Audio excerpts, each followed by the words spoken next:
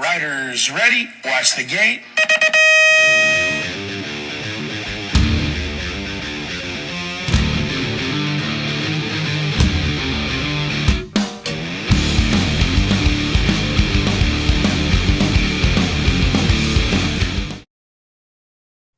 Hey, welcome back to the Dirty Knobs Podcast. I'm your host, Hollywood Mike Miranda, and my co-hosts are, as always, JVJames Vicente and EC Eric Carter. On this episode, we just dick around, the three of us, because it's our season finale. We did not want a guest. We're just doing it on our own. We had several topics that we all want to talk about something, but who knows what? We have nothing planned. We're just going to let her rip. This is our season finale, and we have some announcements to make. But this is really for our way of saying thank you to all of you guys who watch and listen. And listen, you're part of the Dirty Nubs family, and we're so happy you're part of it. Dude, Right. you look clean shaven almost, almost. I took it. Yeah. It'll this'll probably be right. A little shorter probably, but I Well, think yeah. this was all gonna be gone. It was bigger Oh, for Christmas because that was Santa, right? So, right. and I left it because I'm gonna ask you guys to record again soon. Oh, there you go. Yeah, I got a cocktail here. Wait. Oh, geez. For, first, a little pick me up. Oh. Uh, He's washing the diesel off his hands right now. Hey, so I got your text, the text message yeah. about what to do, and I mean, I just threw shit in there. you know that well, I got automatic systematic going on my camera. Oh, Um, I got the thing you sent about the goat per team. yeah. I think it was Shannon Gillette who created that and sent it out first. I mean, I saw it on the Hall of Fame. Yeah, It was either him or Gork who did it. yeah. Did you see my? I was like Uh-huh. the sec. Yeah, you saw it. Uh-huh. Did you like I mean, how I I have did the original? questions on it. All right, we can talk about that. I have questions on it. I know you left yourself out. Well, of course, I'm not. I wasn't the greatest on any of those teams. Is it the greatest? Okay. I mean, is it by record? Or we can wait for EC because he's going to weigh in on this too. Oh, he probably hasn't even seen it, so No, he's he not won't seen even it. know what the fuck we're talking about. No idea what we're talking about, but it'll be interesting. Yo, Yo, Yo. happy yo, holidays, lumberjack. look at that. See? Just cut the trees down. Hey, Exactly. Dude, got my Candace shirt on. Yeah. It's red Christmas. Nice. Oh, you got the Christmas jammers on. Got the dude, Santa jammers. Yeah, gotta have that. I understand it. Let me see if I can. JV's rocking the Bob Harrow hat. I am with the beer budget hoodie. Uh, yeah, hoodie. I guess Yeah. I like that one. Hey, let me show you this one. What do you Thanks. got? By the way, both of you have a package coming to you. Uh, Mm. Oh, look at that. Whoa. Nice. Brad Fanshaw sent us all a T-shirt, Oh and so man. Yeah, you both have shirts coming. that's awesome. Yeah, that's awesome. See that? The love Dude, from the fellas. Hey, speaking of hold on a package, second. Go speaking ahead. of packages, Oh hey. Yeah, show us those PJs again. hey, Yeah. yo. No, What the? Where are we going? how about John Cruz? Oh, Oh man. Hey. they. Awesome. Awesome. I mean, I didn't even I was so surprised. I know. So I had no idea. Yeah, I'm I like, know. what is this? I Who same. sent me something? I Yeah. same. I didn't know what the hell it was. Yeah. Yeah, I was so surprised. It was I so was like, awesome. dude, I don't know if I should open this, man. What is Yes. this? Fairy dust. Yep. That was Oh, rad. so great. Yeah. Yeah, to have a custom made, ornament. So great. Yeah. You know, For the listeners, uh John made us custom made little BMX Christmas ornaments for our Christmas trees, and Yeah. then these little desktop things that I think Mike, you posted something on it. I posted it. Yeah. Yeah, Yeah. I I did posted a too. thing. I did too. So did JV. Said Yep. dirty, Mr. John dirty, Cruz. dirty Xmas, right? Yep. Yeah, Exactly. yeah. It's, I tell you, I know EC, you get emotional on all the, kind of like John gave, when he gave us, the cool kind of like the I guess year one of Dirty Fest, the The men, statues. the statues, yeah, which Yeah, was really cool. And Mike, you too, you guys, were getting emotional on it. I think about it all the time, like, fuck, this is a guy. And when I got this, I'm like, I never sent this guy anything. I feel like right. he's just one of those. He doesn't expect anything. He doesn't want anything. He just loves to give. It's a. And when I got that, I'm like, my gosh, it means so much more. It really does, because it's unexpected. He Yeah. always just does things like that, and man, Well, I, it was a thing. Like, I was like, I whoa, I agree, JV. I didn't know John super well back in the day. I mean, I probably said 10 words to him because of our yeah, age difference. And then, yeah, I wasn't very good at BMX when he was really good at BMX. And then he kind of moved on. And anyways, um, but man, like the what he's going through yeah, is one thing, but that makes it all the more special because right, he has to do that stuff by hand. But just the fact that he's to give us those things, that means we entered his mind, and he's so thoughtful, right? Like right. that he thought of us and then thought, you know what, I'm going to take action, and I'm going to actually go and I'm going to make these things. It's That's a amazing. part for me. Like, it could, dude, he could have just gave us this. Yeah, You right. know what I mean? And the Yeah, fact that he thought of us, he right. thought of us enough to make something and then put it in the mail and send it to us, right? That's what it really means. But then, like, Yes. what he makes is incredible. It totally is. I mean, it's So, amazing. yeah, man, I get emotional because I just, man, seeing what he's going through, and for him to still Yeah. be that unselfish with his time is pretty incredible. I wasn't emotional. I had dust in my eye. I was not emotional. That's right. Just for the record, I'm a tough guy. Yeah, and Uh, he's doing better, right? Like the surgeries have really helped his tremors, isn't that what I'm seeing? from what we see on Facebook, that is correct. Yeah. Yeah, Well, Yes. they implanted that kind of thing in there, and yeah. um, yeah, the last video that I saw, I mean, it was really interesting how that whole thing worked. It just shut off while he was Yeah, sitting. exactly, Yeah. exactly. Yeah, Crazy, dude. yeah, That's yeah. rad, man. Well, you guys, as I've hopefully made it known to the world that he was my BMX hero, and Mm, then after BMX, he really became my real hero, my what it is to be a man hero, and he has been, to this day still an inspiration to how to be a better man, how to be a better person, how to give back to the world. And I've not made it public, but I will now that my daughter had been going through a lot of. She's been having seizures for a couple of years, and unbeknownst to me, not including me, but John Cruz and my daughter had been communicating together mm, because she was contemplating on having the same surgery, which she has now had. And it was when I found out, she told me. John never told me.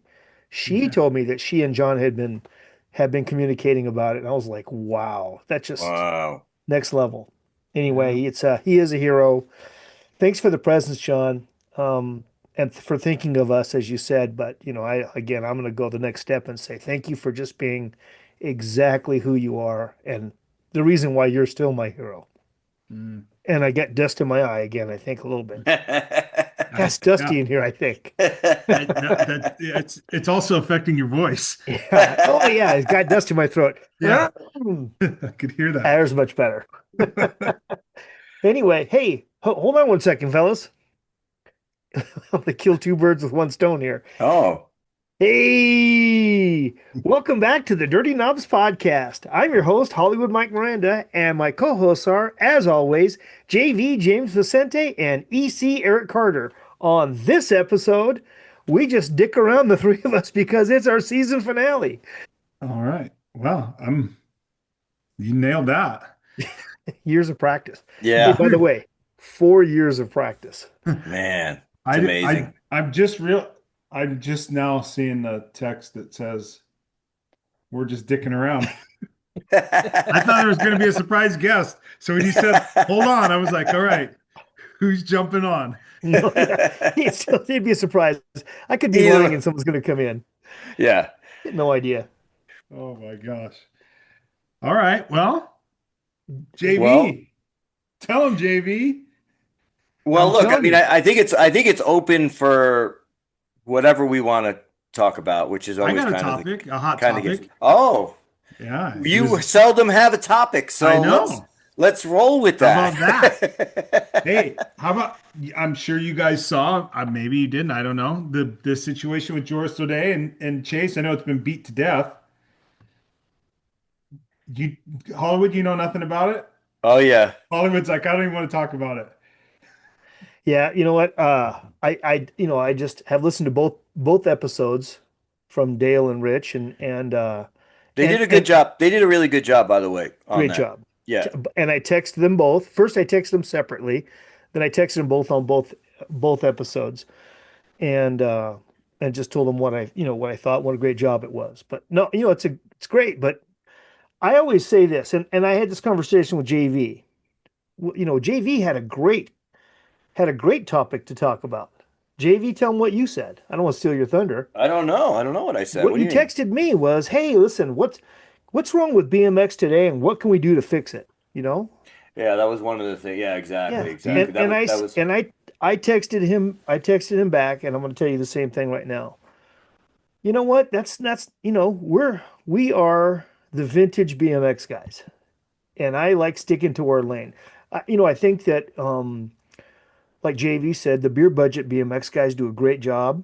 The all things BMX, they do a great job. That's really their lane. I mean, what the BMX Weekly podcast does is spot on. And I mean, those guys, because of who they are and their relationship to that top level of pros, they have those conversations and they're fantastic. they are. Yep. So I leave that to them. I leave that to them. I love sticking to what we do, and I'm not an expert. I'm not an expert on outside of my local race, my local track. I'm not an expert on what goes on with nationals or pros or whatever. And frankly, I don't follow it because it's not, like I said, it's not my game. Let me we will probably not go too deep into this, I'm sure, but I have a question for you. And both of you having been at the I would say elite professional of our time level, right? Yep. About what was the average compensation per year of a person in the 80s, give or take? Well, Our EC and I salary? both come from two. Yeah, we Oh we yeah, come yeah. from So two. sorry. You're right, Mike. You're two Yeah, different. Uh, So EC, wait, what the heyday was probably EC, right? yeah. On dollars, Mike? Because right when you retired, I think it was still going up until early 90s, I mid don't I 90s. don't know. See, I don't know what EC was paid. But I do know one thing. Every time Dale Holmes used to do I know podcasts, he first always question asks. he asks is, "How much Yeah, did you make?" Yeah. I should have listened to that because then I wouldn't Yeah. I didn't, have to ask the question. honestly, I made more money uh, as an amateur on Schwinn Okay. than I did as a pro. Like when I rode as a pro, my first year, uh, what was I? It was 90. I didn't even have a sponsor really, man. I was on MRC and Brackens, right? Tommy didn't have Right. two nickels to rub together. So, and then when I came back, I rode for Hyper. Clay wasn't, Right. Hyper wasn't what Hyper is now. I mean, I lived in Clay's basement Yeah. with Brian Foster while he was running his parents' electrical and plumbing business. We were answering phones and boxing hyperframes and shipping them out while he was working a Yeah. normal job, man. So the first year, Clay just paid my expenses. The second year, man, I don't know. I think I was at like 18,000 or something. I don't know. I know combined my mountain bike Yeah. compensation from Barracuda and Hyper was more than the 60 that GT offered me to to to race both for them. Right. So um Well, So JV, I guess I'm wondering. Sorry, go ahead, Mike. what I was going to say was, you see the picture of all of that in the BMX Action magazine from the early 80s. It says the factory pros, Yeah. and it shows everybody on there. I'll post the picture up here so everyone can see it. But it has all the original factory pros, and I was looking at that just yesterday and thinking to Yeah, I was up myself, yesterday. I know exactly what you're talking about. I yeah, saw and it I too. go, that guy wasn't getting paid. That guy wasn't getting paid. At least a third of those guys were not getting paid. Right. yeah, But I'll say this, in the mid 80s, if you look at the early to mid 80s, that was the height, in my mind, that was the height of BMX sales. And as Mm, EC has talked about before, the amount of money that comes to pros that it just directly involved to how much money is being made selling bikes. right. So if you figure that bike sales were at their peak in the mid 80s, then Right. it would stand to reason that was the peak for people getting paid. I'm not saying that the number one guy now makes more money. He's got to make more money than the number one guy back then, but I don't they know were if that's true. I way, don't, that's way, what I'm at. I think that's what I'm trying to get at. Is it I don't and I honestly don't know know if that that's for true. sure. I don't know that for sure, but I can tell you this: a lot more guys were making a lot of money back in the 80s than how many guys are getting paid today. right? So For small, sure.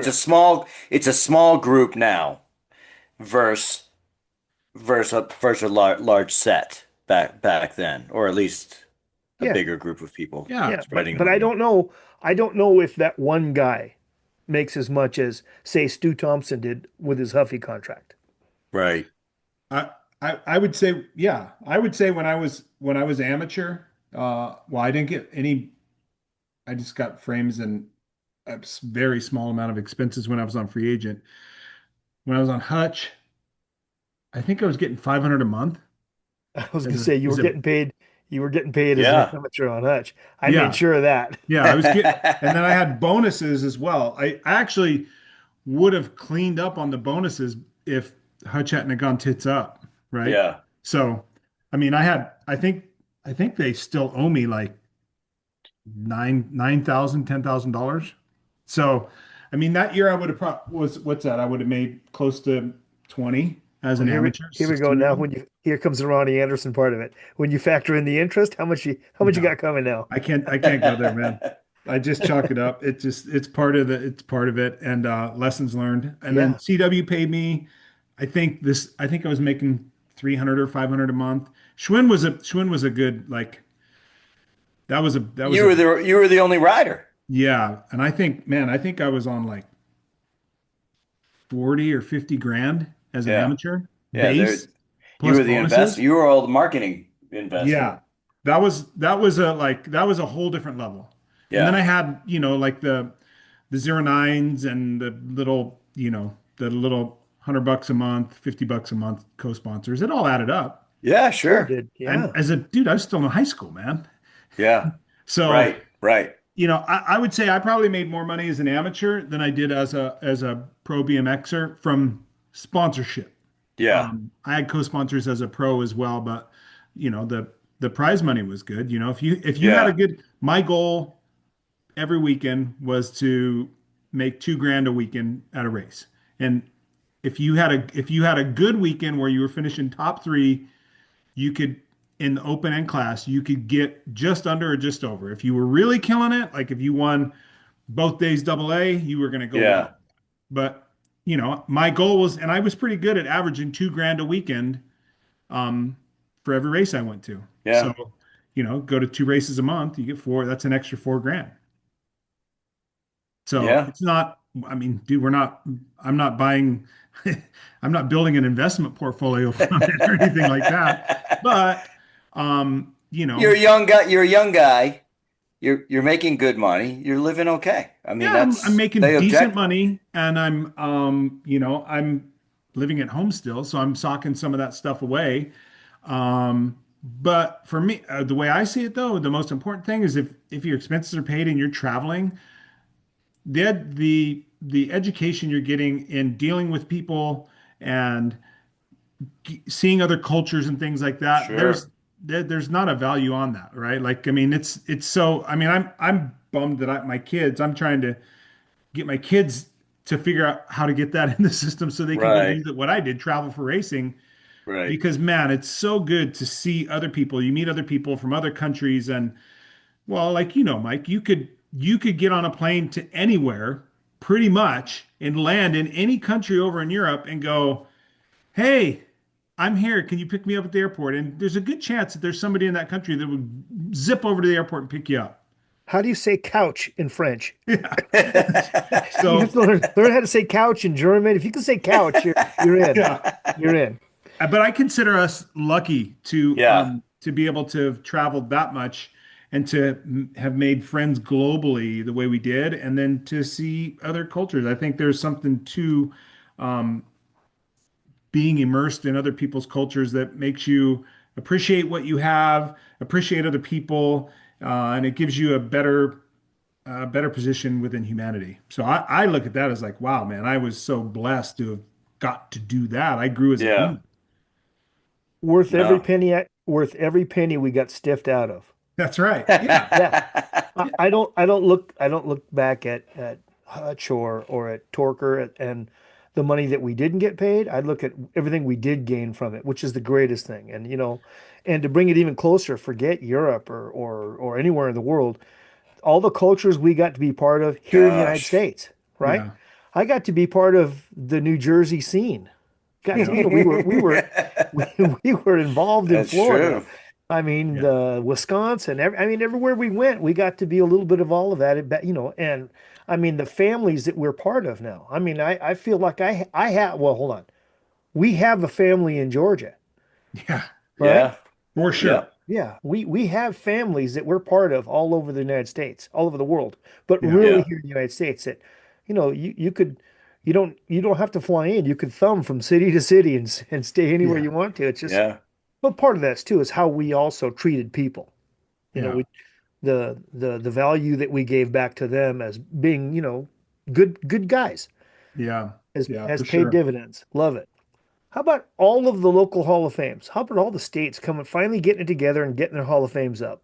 You know, very, very cool. But everyone seems to be doing it just a little bit different, or I sometimes a lot different. I gotta Hmm. tell you, I agree with you. I think it's so cool that it's happening, right? That it's well overdue, the fact that they should have these localized, kind of like smaller State, state Hall of Fame stuff, and to recognize, people that maybe could not travel, couldn't afford it, didn't have good sponsors to take them around, well, they were awesome locals, right? And they were really Right. good.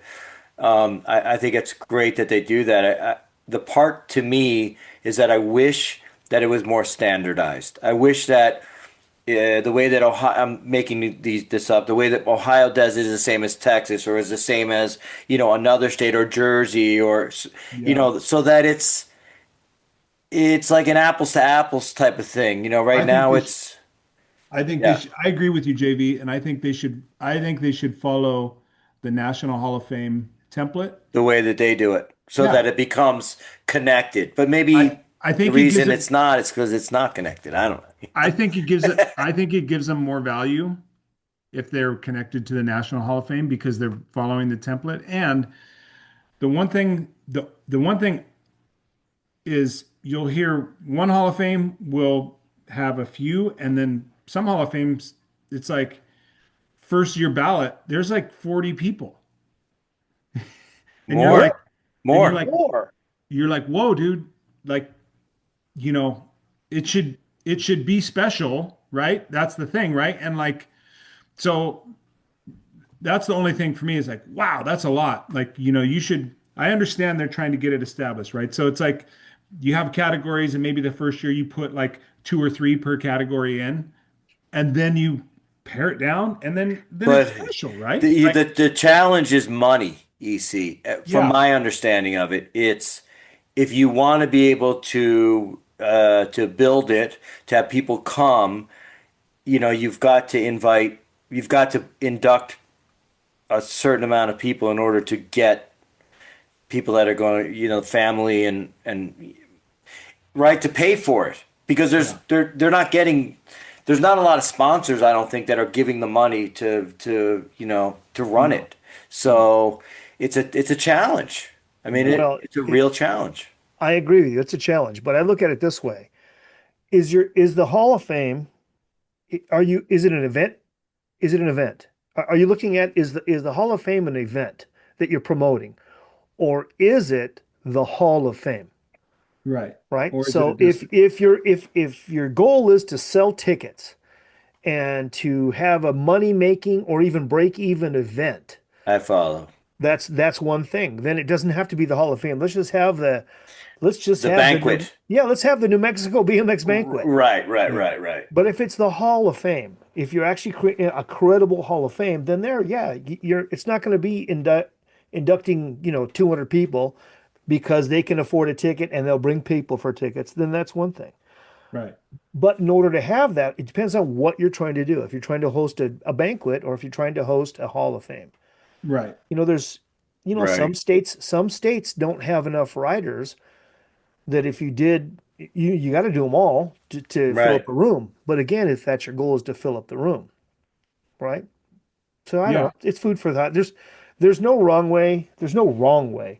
Just some ways might be, might sit better than others with other people. I don't know. I think that it's great to recognize people for their contributions to the sport, and everyone wants to go in the first year. And no matter how many people you put in, there's somebody that's butthurt that they didn't get in. I I think Always, Yeah. always.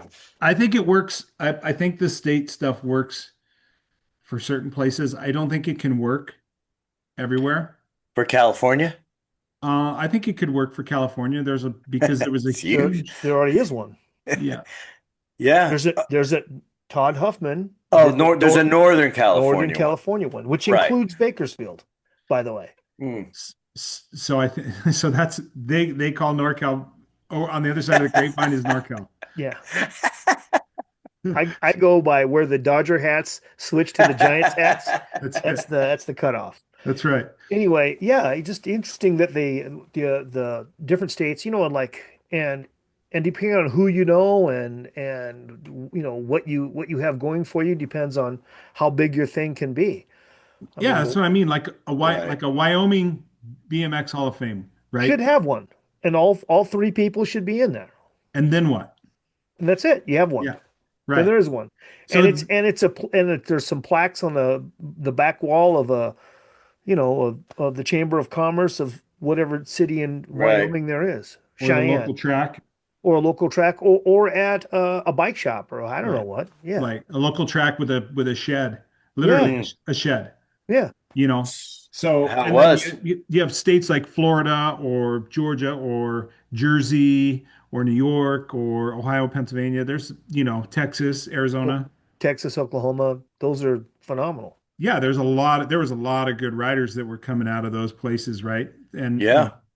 even Washington up in Seattle, you have there's a so they could I think those states could actually do like, they have years of induction if they do it right and they don't induct everybody in the first year. And then they go the next year, it's like, oh, all right, now who are we going to get in now, right? So um I but think the yeah, UK, I think the I mean, UK does it right too. They yeah, just did one. I don't know if I don't think I don't think Europe has one, which is a shame. right, I don't know if every country has one. I know the UK does, but I don't know if every other country has one yet. right. Interesting. I think it will. I think they will. I mean, Sure. it's just because it's starting here like pretty Yeah. big. So I think it will definitely start up over there. Makes sense. Yeah. Yeah, it's been interesting all these. It's great. It is a reunion of sorts. Like sometimes I think New York is trying to do one. I think John was trying to coordinate one. John Salemi was trying to coordinate one for New York. Um, that would be great just as just to go see everybody. Like Yeah, well, right. these We are want to go. great things just so you could go, Yeah. see Yeah, we everyone. want to. We want to go to that one just to see our friends again. Yeah. I enjoyed the couple times I went to the Chula Vista Hall of Fame stuff. I haven't been to the Oklahoma ceremony there, but I Chula loved the Vista. Oh yeah, yeah, yeah. For the Hall of Fame when it was over there. yeah, The I loved that. yeah, I thought those nights were awesome, man. Those were yeah, that was fun pretty and cool. I I just want to say for the record, I am grateful that they don't have it in Chula Vista anymore. really. Yeah, Why is that?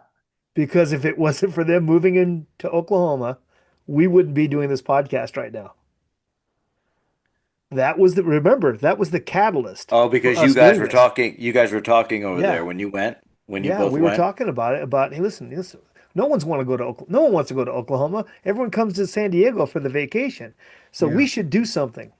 And that was and here we are. We're doing this instead, and it's been Yeah, fun. but I miss the golf EC, tournament. Yeah, it's pretty. it was great. The golf was EC, I was great. just All gonna of it was say great. EC. It's pretty. The Oklahoma one is pretty cool. We gotta figure it out. So you can try and make it next year, or we all Yeah. go, or what. I think it would be. It's just kind of neat, for all of us. Yeah. I No, agree. Just Mike way is too saying nice. no. Way too nice to ask. EC, you have to go. You have to go next year. It's just the whole being in that area where Gork's the museum and it's Yeah, I've fucking seen the rad, videos and man. the I mean, God, dude, Gork is I don't know and if they he's could I don't know if Gork they could was put a like better person in that position, honestly. exactly. I mean, he was so Dude, accommodating. Hey, whatever you guys need, you want to record over here, and I yeah, mean, but I mean, for sure that's awesome as well. But the reason I see it, man, is like, dude, that guy was always from the time he came to Southern California and was at BMX Action and then Go, he was always such the gnarliest, and this is in a good way, bike geek. Like, dude, so passionate about BMX, really was, and yeah, both racing and freestyle.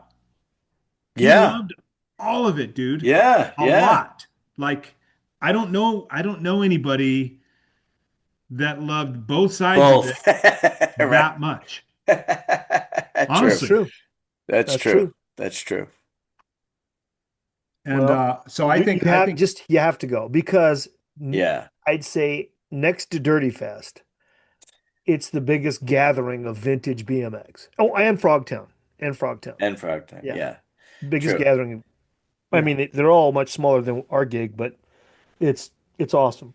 Dude, Yeah. it was a fun time. I mean, and then we Yeah. got to see, obviously old friend Grubbs Oh and yeah. Lombard Dude, and the Hall whole of Fame is yeah. like when I look at the people that they get nominated and then the ones that don't get in, and I'm like, and it's gnarly, man. It's getting harder to get in. It is. It's getting more difficult. And there's Yeah. really, really good riders that I see that just keep getting bumped, and I'm like, oh, Well, it's not unlike our guest list for the podcast. True, yeah, Dude, yeah, it's right. hard. It's hard. true, true. And I love when people I really do love when people say, "Hey, you should have this person on." Hey, what about this person? And I think to myself, yeah, Joe Schmo, he is fast. He was probably the fastest guy in Wyoming. But we have so many other people. I mean, we probably have the list we have right now is probably 3 years long Yeah, of people that we still are getting on. right. And we have some that say yes, but then we can't figure out can't coordinate schedule. And then we have ones that, have said, no, I don't, no. Yeah. I don't want to go on. I'm not getting Yeah. involved at all. I don't want to get involved. So, I Right. don't. Yeah, Uh, that's true. so Like yeah, it's hard to get into the Hall of Fame. But listen, we want you to go. I want you to go to see your own. Well, I want you to go because I want you to put your jersey up. I do need to do that. I I agree want you with to you. go to yeah, see your own picture on the wall. I agree with Dude, you it's that. so cool. Yeah. I mean, you Yeah. don't think it's cool. And I think it's so cool. I think and it's then I so can cool. steal that igloo helmet out of the. And I want you to go. This is pure selfish reasons. I want you to go because every time we're together, it is No, so fun. no. God. I mean, I mean, this is fun that we get to do this online, but when we are Yeah, together, it is right. just some Yeah, of the it's the best best times of time my life. Yeah, yeah. for so good. sure. Yeah. The No, I shenanigans agree with alone. you on all that on all that stuff for sure, man. It's I Next do. year, Yeah. we'll Next year. plan on it. We'll Hey, plan on it. you're going to go next year, aren't you, Eric? I'd like to. All right. That's not what Okay. I'm looking for. Yeah. Hey, you're going to go next year, aren't you? Hollywood wants me to be like, dude, I've already got the flights booked in the Yeah. hotels already thing. Dude, I told him I sent him all the flight information. Which one do you want to Yeah, go I on? know. Yeah, We almost dang. got him. It was pretty close. I did family stuff, man. It Yeah, was pretty family close. It was schmamly. pretty close. We Your almost Yeah, had it it. family? was actually. It was. Yeah. Um, yeah. Well, how about this? I got another topic for you. What do you got? Okay. First, let me just say this. This is the end of season 4. That's Season 4. The that was next one we three and a record half. after this. Yeah, this is 3 3/4 That here. was three and three quarters. Hey, hi, Tracer. Uh, dude, our next one after this will be the beginning of our 5th season of doing this. That's wild, huh? That's big. That's big. I didn't think, had no idea what we were doing in the beginning. Still don't really have an I idea don't what we're think doing. I No, don't think we'd know now. but we're getting along. I mean, we're getting through 5 years of this stuff. So good. Yeah. It's perfect. And more guests to come. We've already got our first guest lined up, and it's a special one. So looking forward to that. Um, and then we have a lot to talk about with the upcoming Dirty Fest 4. Yes. That's going to be a big topic. We'll want to do an episode just about that. But I'll just tell I you think this: so. for our friends that have been there and those that are coming for the first time, if you haven't been there, if you've been there before, there's going to be changes. There's some big changes, and there are some exciting new things coming on that are going to make it even better experience. That we can't wait to tell you about it. But we'll do another episode on just that. Uh, and and some new names that haven't been there before that are already committed to coming. So Nice. can't wait, Yeah. can't wait, can't wait. And there'll be one thing we're adding. Oh no, I'm not gonna say anymore. Just so many We'll cool have to things. say, yeah, The yeah, petting yeah. I'm zoo. gonna have to save it. I get so Petting excited about it. zoo. I We're get gonna so have petting excited zoo. about it, dude. Yeah. We're gonna have the petting zoo. The petting zoo for sure, That's right. 100%. Chickens and donkeys, dude. Just throw them out there. So crazy. So crazy. I had on my list, I just wanted to throw this out there. I don't know how much you've seen it, but I want to say I think Ronnie Anderson is the king of AI right now. Have you seen the stuff that There's, Ronnie puts out on AI? Well, you're actually I have. he made one with you. Yeah. Yeah. He's the king of it for He sure. is like the king of AI. I just had to shout it out because Dude, I I actually think it's sent him a funny as message. shit.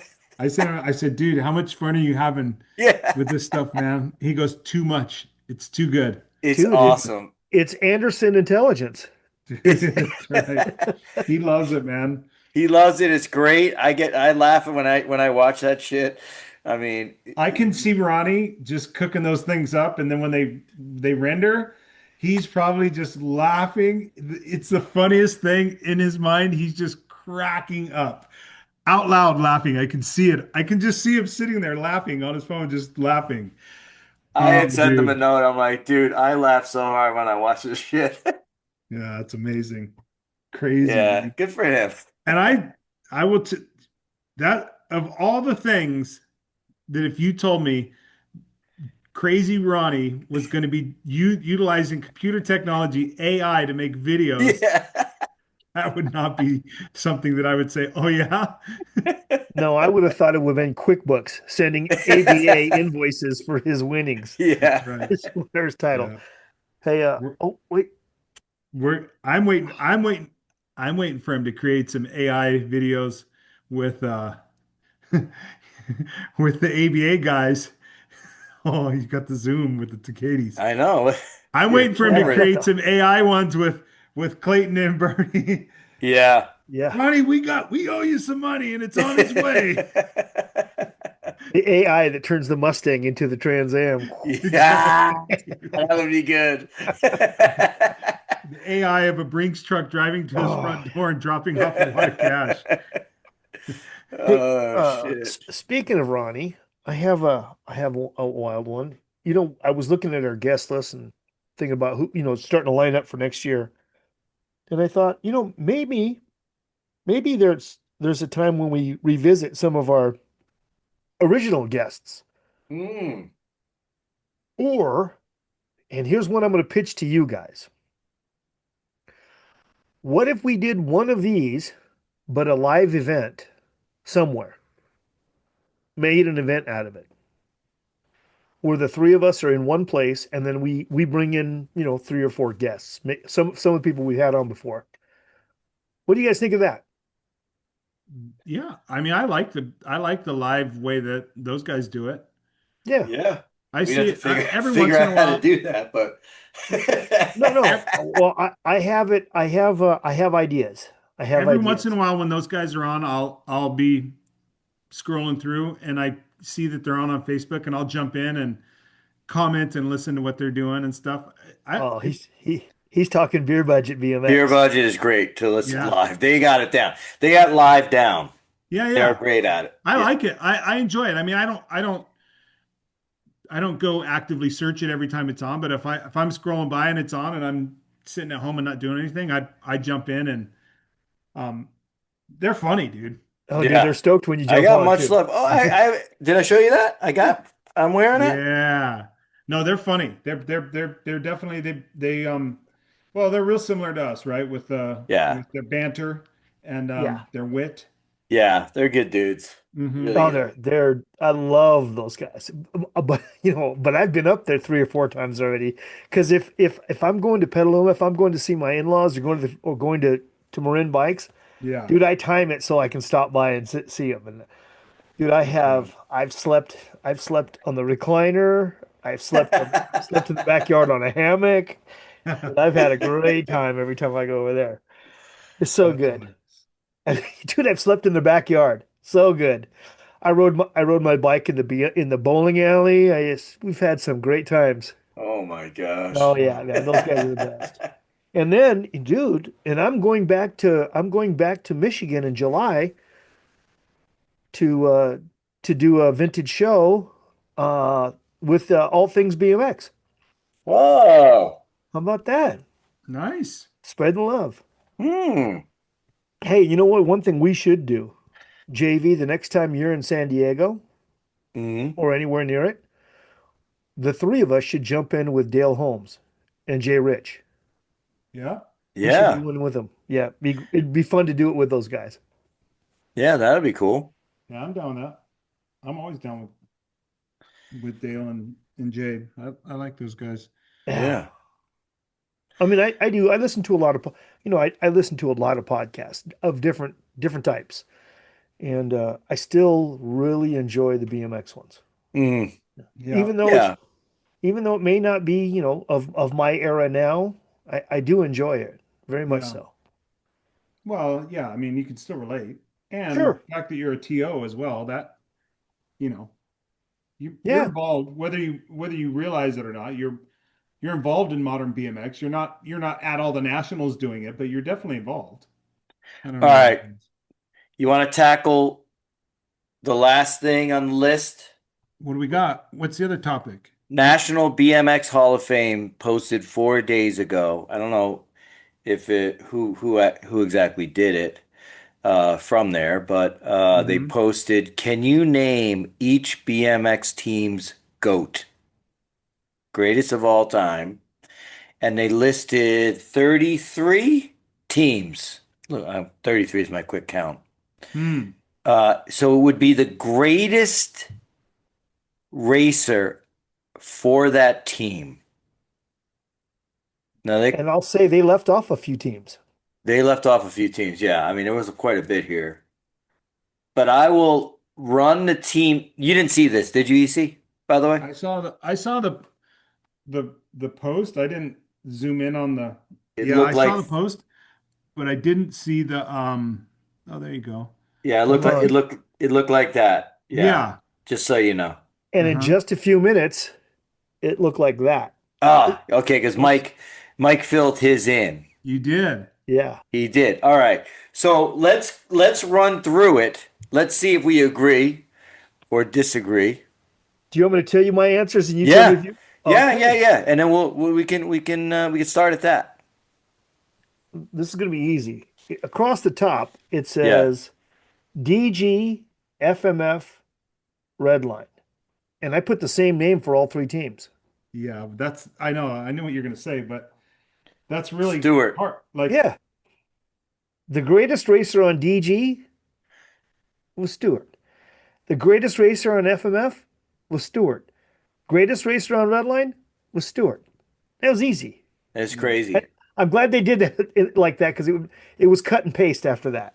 Yeah, that is Yeah. crazy, but All that right. is probably Then right. I'm gonna go to the second line, and this is where it gets good. Okay. Okay. The first one on the second line is Schwinn. Schwinn, EC. Yeah. I put EC. No. Who do you think? I mean, this is the gr- well, I mean, yeah. But make an argument. Make an Yeah. argument. Who would be all right? So who would you think would be two and three?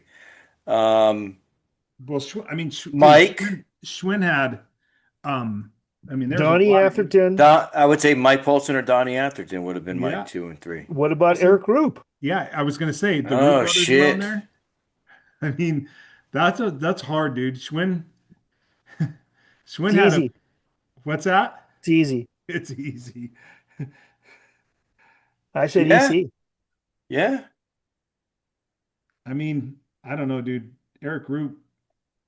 How'd you do? How did you do? How did you do when you were on Schwinn? I did. I won. Yeah. I mean, I won some titles. Billy, I didn't. Yeah, Billy Griggs was Billy. on there. I didn't Billy. win. What's that? I say Billy Griggs is in there. You know, in the Yeah. names we're saying. Sure. Yeah. Who won the titles? Who won which title? Any title. I Who won the wasn't. titles? I wasn't pro then. I was only amateur. Okay. But I won. What did I win there? I think I won both the NBL titles that year. Cruiser 20-inch. Cruiser counted. What about Billy? What about Billy as an amateur though? Billy was fast. Yeah. I don't think Billy won. Did he not win any? You know Did what? he not? I'm gonna change my answer from EC to Mike Polson. Yeah. I think it should be. Uh, mm, At the time? I'll say yeah. Mike Polson because Mike Polson. No, I keep it back. It's I a take it tough back. one. No, it Yeah. isn't. No, it isn't.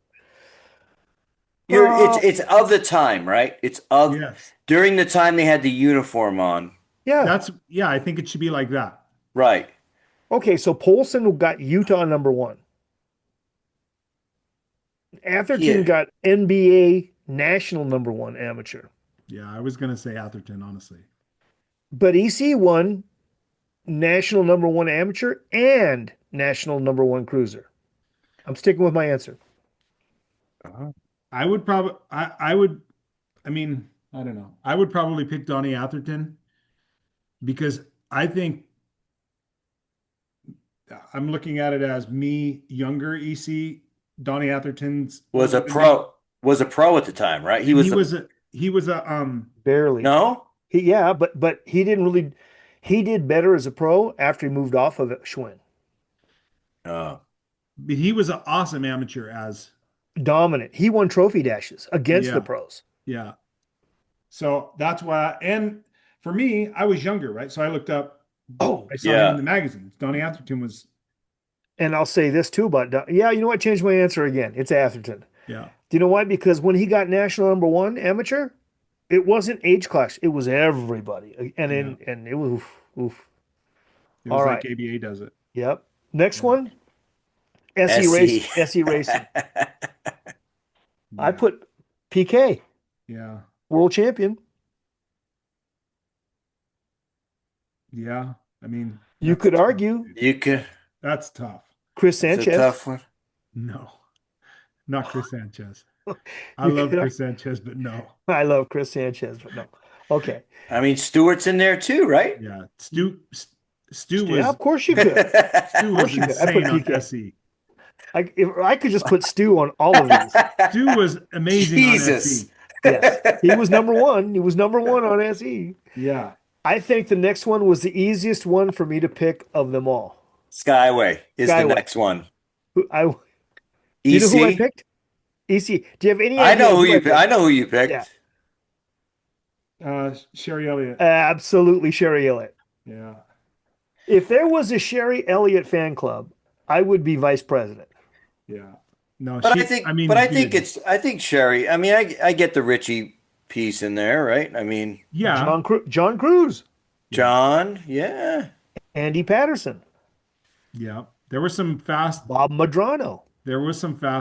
on there, but dude, Sherry is. Yeah. nobody won more races or was as dominant as Sherry. Yeah. I Period. think I agree with you that. Even Richie on Skyway was not as dominant as Sherry was on Skyway. She won every single time. Yeah. It was so except the time that that she got taken out.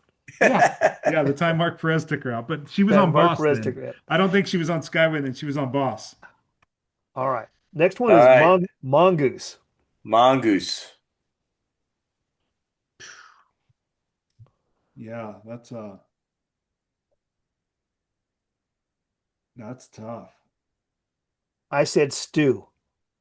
Really? No. I was gonna say, He, gosh.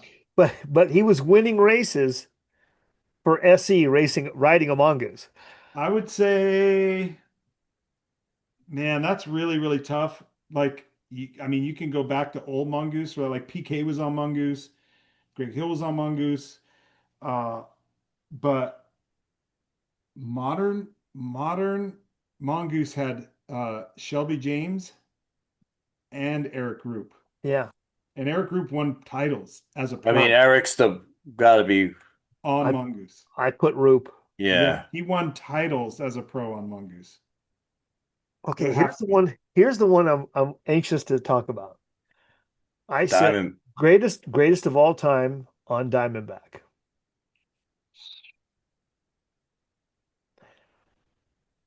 That's tough. Well, I thought it was easy. you thought it was easy? Yeah. Well, yeah. It's not really fair because JV knows my answers already. I thought it was easy. It was Rich Farside. Really? Yeah. He was the greatest rider on Diamondback. Oh, I Who don't know. won more titles on Diamondback? Doug Davis did. Did he? Yeah. I thought Farside won more than Davis did. Doug Davis won the ABA amateur title on Diamondback. Didn't Farside?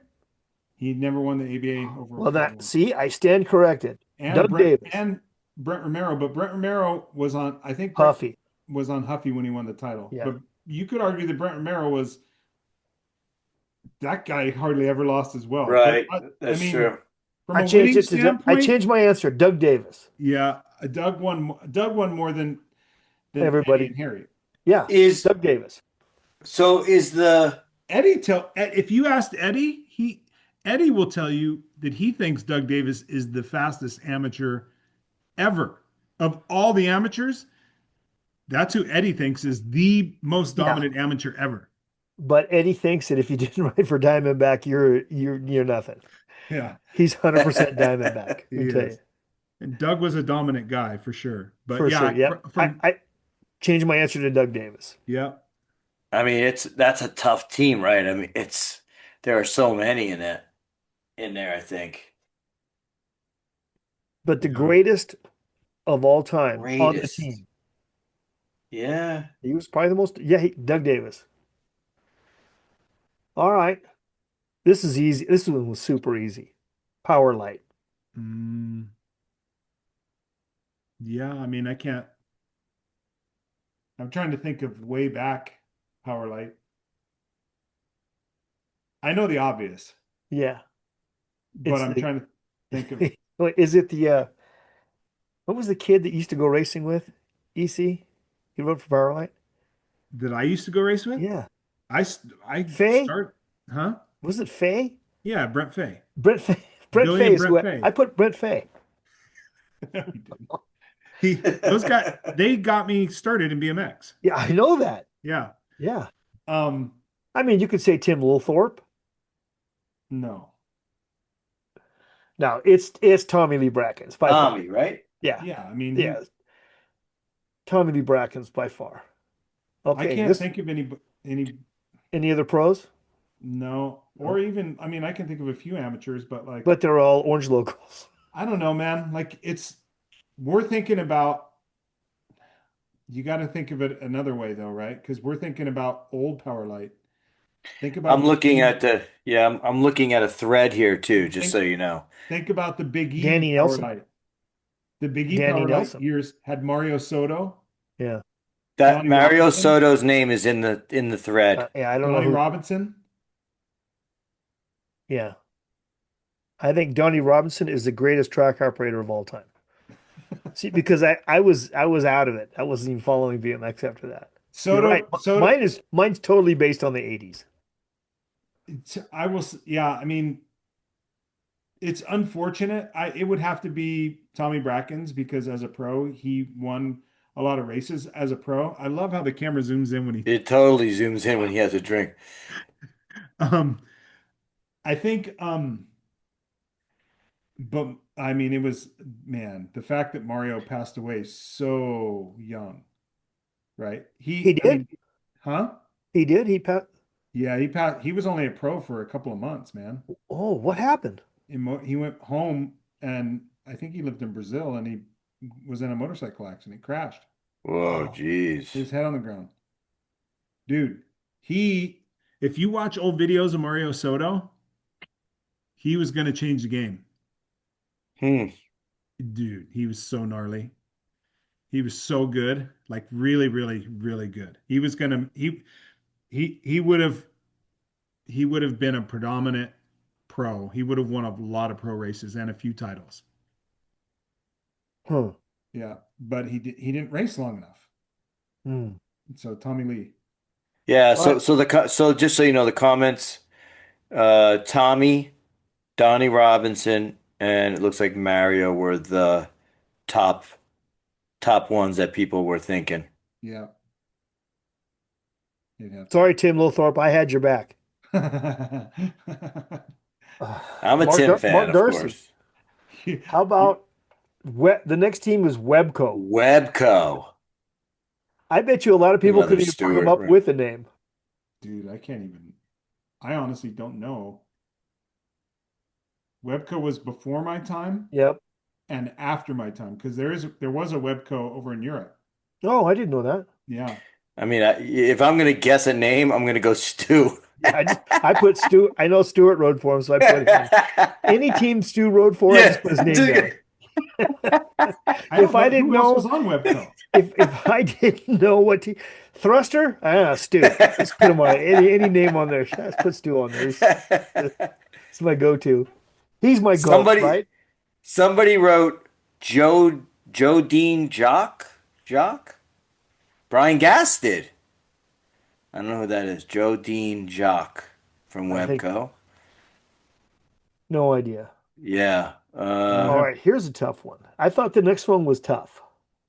Maybe it isn't. It was for me. GTBMX. Ooh.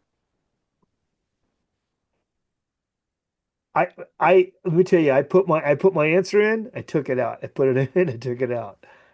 The one I went with, you'll look that when the answer finally put was a little bit bigger. It was to cover up the other name. So who do you think is the greatest of all time GT? well, this is a really hard one because, I don't think so. huh? I don't think it's hard at Greg? all. I have three guys, but I think because they're pros, they get the nod. For me, like I'm thinking Schofield, Mm.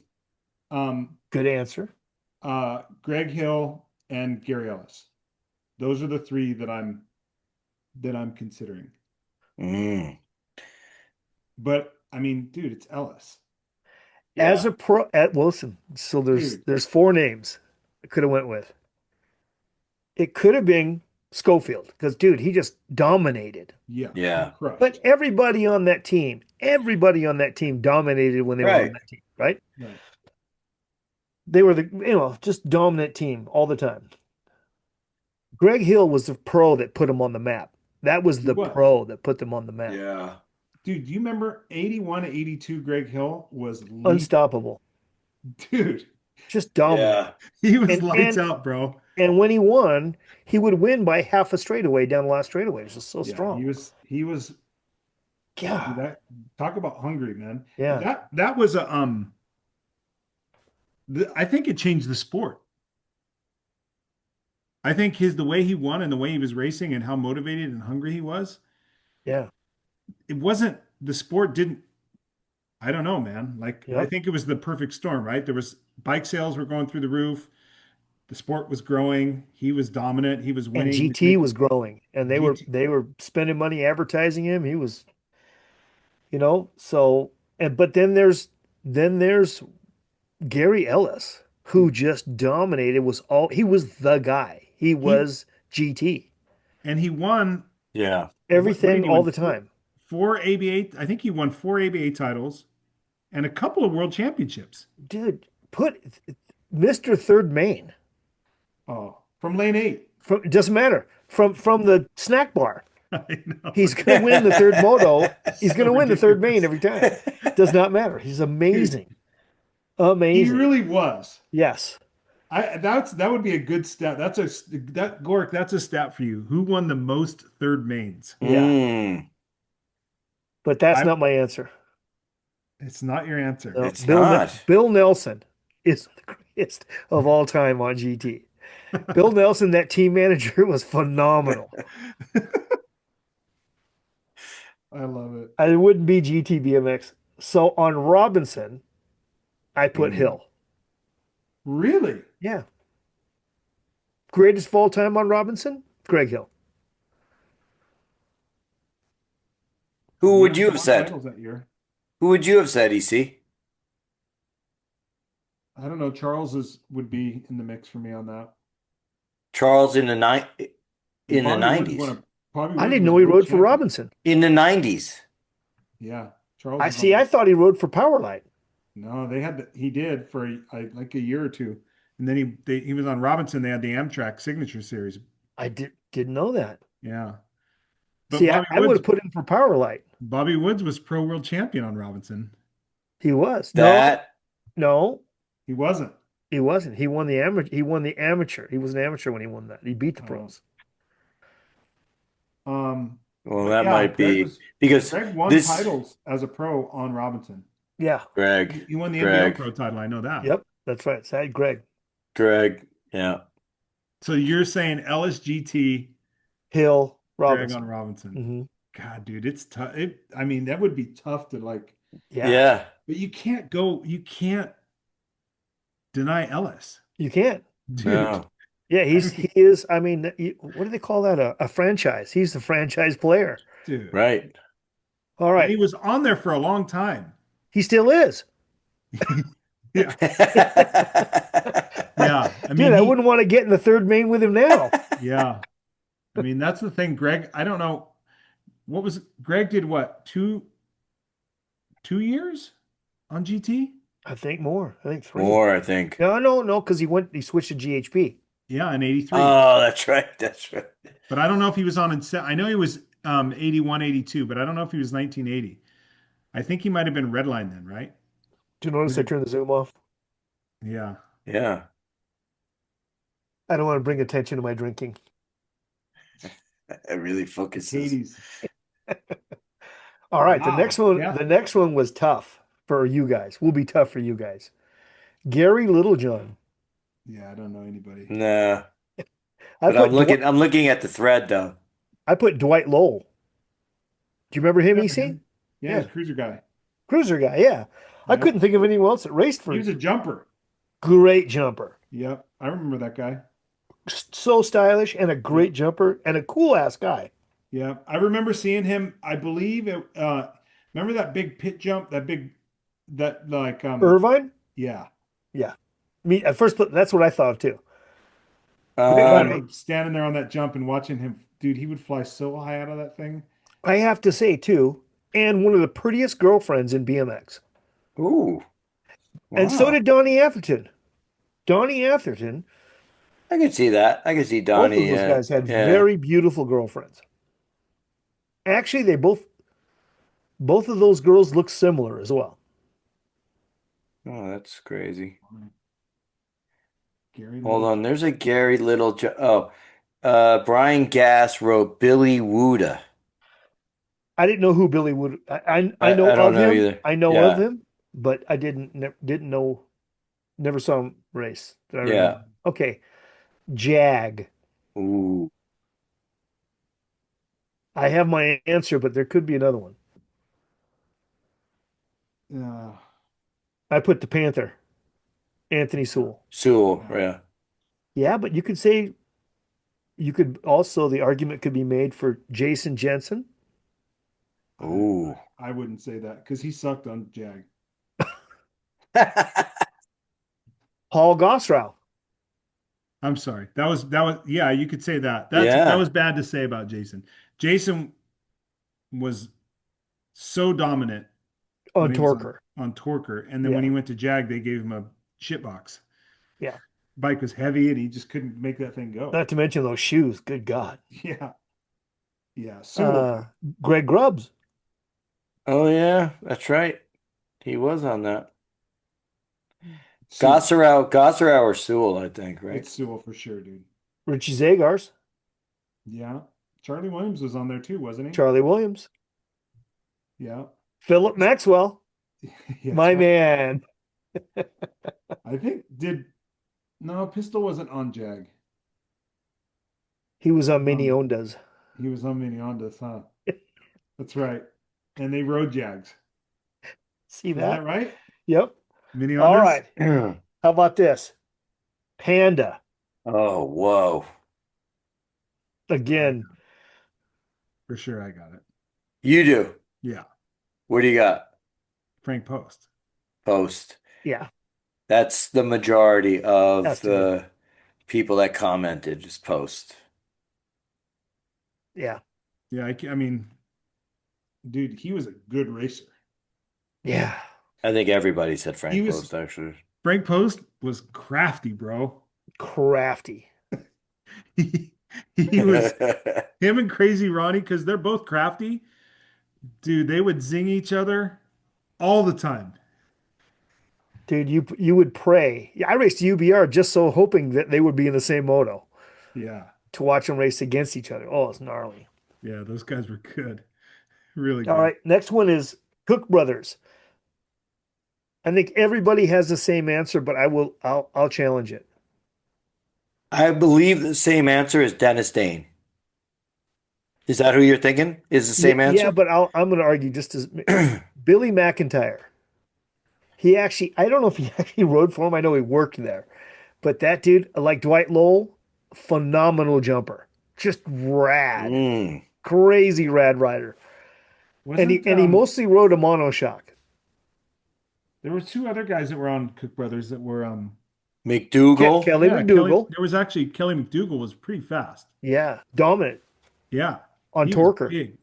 And uh Jeff Gingrich. yeah, but And even more dominant was his sister Sue. yeah, Sue won a lot of races actually. Yeah, And then wasn't Brian Lewis on Cook Brothers? no, He wasn't. he was no, he's going to come up now. Is he? Yeah, All- Bob. Somebody wrote Bob Gonzo Hunt. yeah, Bob Hunt wasn't dominant though, but he was a Missouri, one of the original Missouri Outlaws. Mm. All right, the next one. Here we go. Haro, greatest of all time on Haro. Yeah, for sure. Pete. That was not my answer. Really? The greatest of all time on Haro was Bob Haro. Well, Well, I I love your don't, answers. Well, if we're talking freestyle, then we would have to go back and look at some of the other stuff probably, I right? think this is racing. I oh, I mean, should. Yeah, you know what? Greatest of all time on GT, Eddie Fiola. exactly. Yeah, Yeah. for sure. So, I Greatest, mean, greatest of all time on there's SE, it's Todd Lyons. so For there, sure, Todd Lyons. I mean, Haro is like for racing, there's like it's Mikey or Pete, right? yeah, yeah. Oh, for racing, it's Bob Harrow because he created the most amount of number plates. I'm trying to think of the There's modern. nobody, there's probably nobody on this list of the whole thing that didn't have a Harrow plate at one Yeah, point. yeah. I would.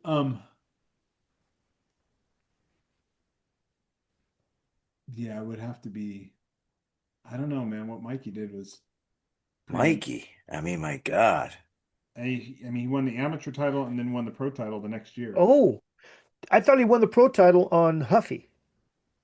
The amateur title. Amateur title, one of them on The Huffy first time he did, he won it in '84 on Huffy. He won it in '87 on Haro. as an amateur. Yep. And then he Okay, well turned then I'd have to pro, change it to Mikey.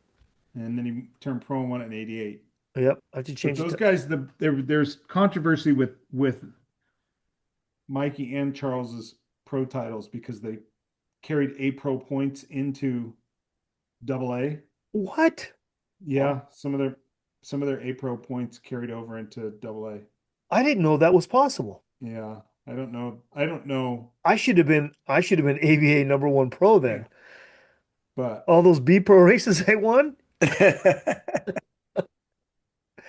yeah, that's tough, right? And like, because Pistol was only on. I mean, Pistol did. He was on Haro starting 80. starting Saturday of the ABA Grands. Yeah, Do you but remember that? is that 85 or 86? I think it was 85. 85. Yeah, yeah. 85. Oh, no, 84. 84 Grands? No, he won the pro title in '84 um on CW. Oh, that's right. He 85. got his Yeah. eye cut. Remember he crashing. Yeah. Do you remember on Friday he practiced all day on CW and CW drew and then that Mm, night he showed up on the gate with all Harrow stuff on. Yeah, That was pretty cool. I have to say that was pretty cool. It was pretty dude. awesome. Roger had to have been. Oh, Yeah. I hated that's it. I hated it because you love Roger. You love Roger. Everything CW. But God, that's that was really tough, marketing dude. genius. So good. It's really tough for me. I mean, because dude, Pete was so stupid dominant that those couple years he was pro on so Haro. I mean, dude, fast. he just crushed souls. Yeah. Yeah, dude, he just outpowered everybody. Yeah. Yeah, yeah. That's tough. And every time I ask him to come on the podcast, he goes, "Not yet, not yet." No, All right, All right. I think the next Next, one's super easy. Torker. Torker. It's Tommy Lee Brackens, easily. really. Yeah, by far. I mean, it could have been Jason Eddie. Jensen. Could have been Yeah. Jason Jensen. Could have been Eddie King. Eddie, Jason. I mean, It's Tommy Lee. Doug Davis was on Torker. Was he? Yep. Before Diamondback. Yeah, he was. Jesus. And he was a dominant dude then, but I don't think he was as dominant as Jason Jensen was. Wasn't Jensen like, Yeah, he won a lot of races. yeah, on Torker, no? Yeah. I think from June onwards in 1984, Tommy Lee was unbeatable. The second half, the second half of 1984, Tommy Lee was unbeatable. Yeah, He those won. first, He would win races by so far. his I remember finals. just telling him, "Hey man, just slow down. Yeah, Slow just down stay up. before the jumps. Just slow down." I mean, we worked hard at it. We went to parks every day. I said, hey, just slow down before the jumps, cruise over the jump, and then just haul ass again. And dude, he would stop pedaling a whole pedal before everyone else before the jumps. Yeah. And as soon as he landed, he would just push down the pedal again and and leave everybody. Dude, he was so fast in a straight line. It was ridiculous. In a Unbelievable. straight line. Yeah, He unbelievable. was. Just imagine taking a whatever a Ninja 5000 street bike on a supercross track. Yes, that's exactly it. Dude, but when he got on the ground and he gassed it, just left everyone behind. It's amazing. And the second half of 1984, he was unstoppable. Yeah. Well, Yeah. I'll tell you this. Hold on. Let me just. Or Jason Jensen too. I mean, he really put him on the Oh, map. there was one person said Tommy. Just one. Just one, It was but me. no, well, aside from you, but there was a lot of Eddie and a lot of Jason. Yeah. Yeah, but yeah, you could argue Eddie too. Definitely. Both those guys put him on the map, but mm, number one in San Diego, How long was Tommy on Torker though? Wasn't that long, one right? year. One One year. year. But to dominate the pro class, all Yeah. right, here's one I love. I put this one on there. JMC, greatest of all time on JMC.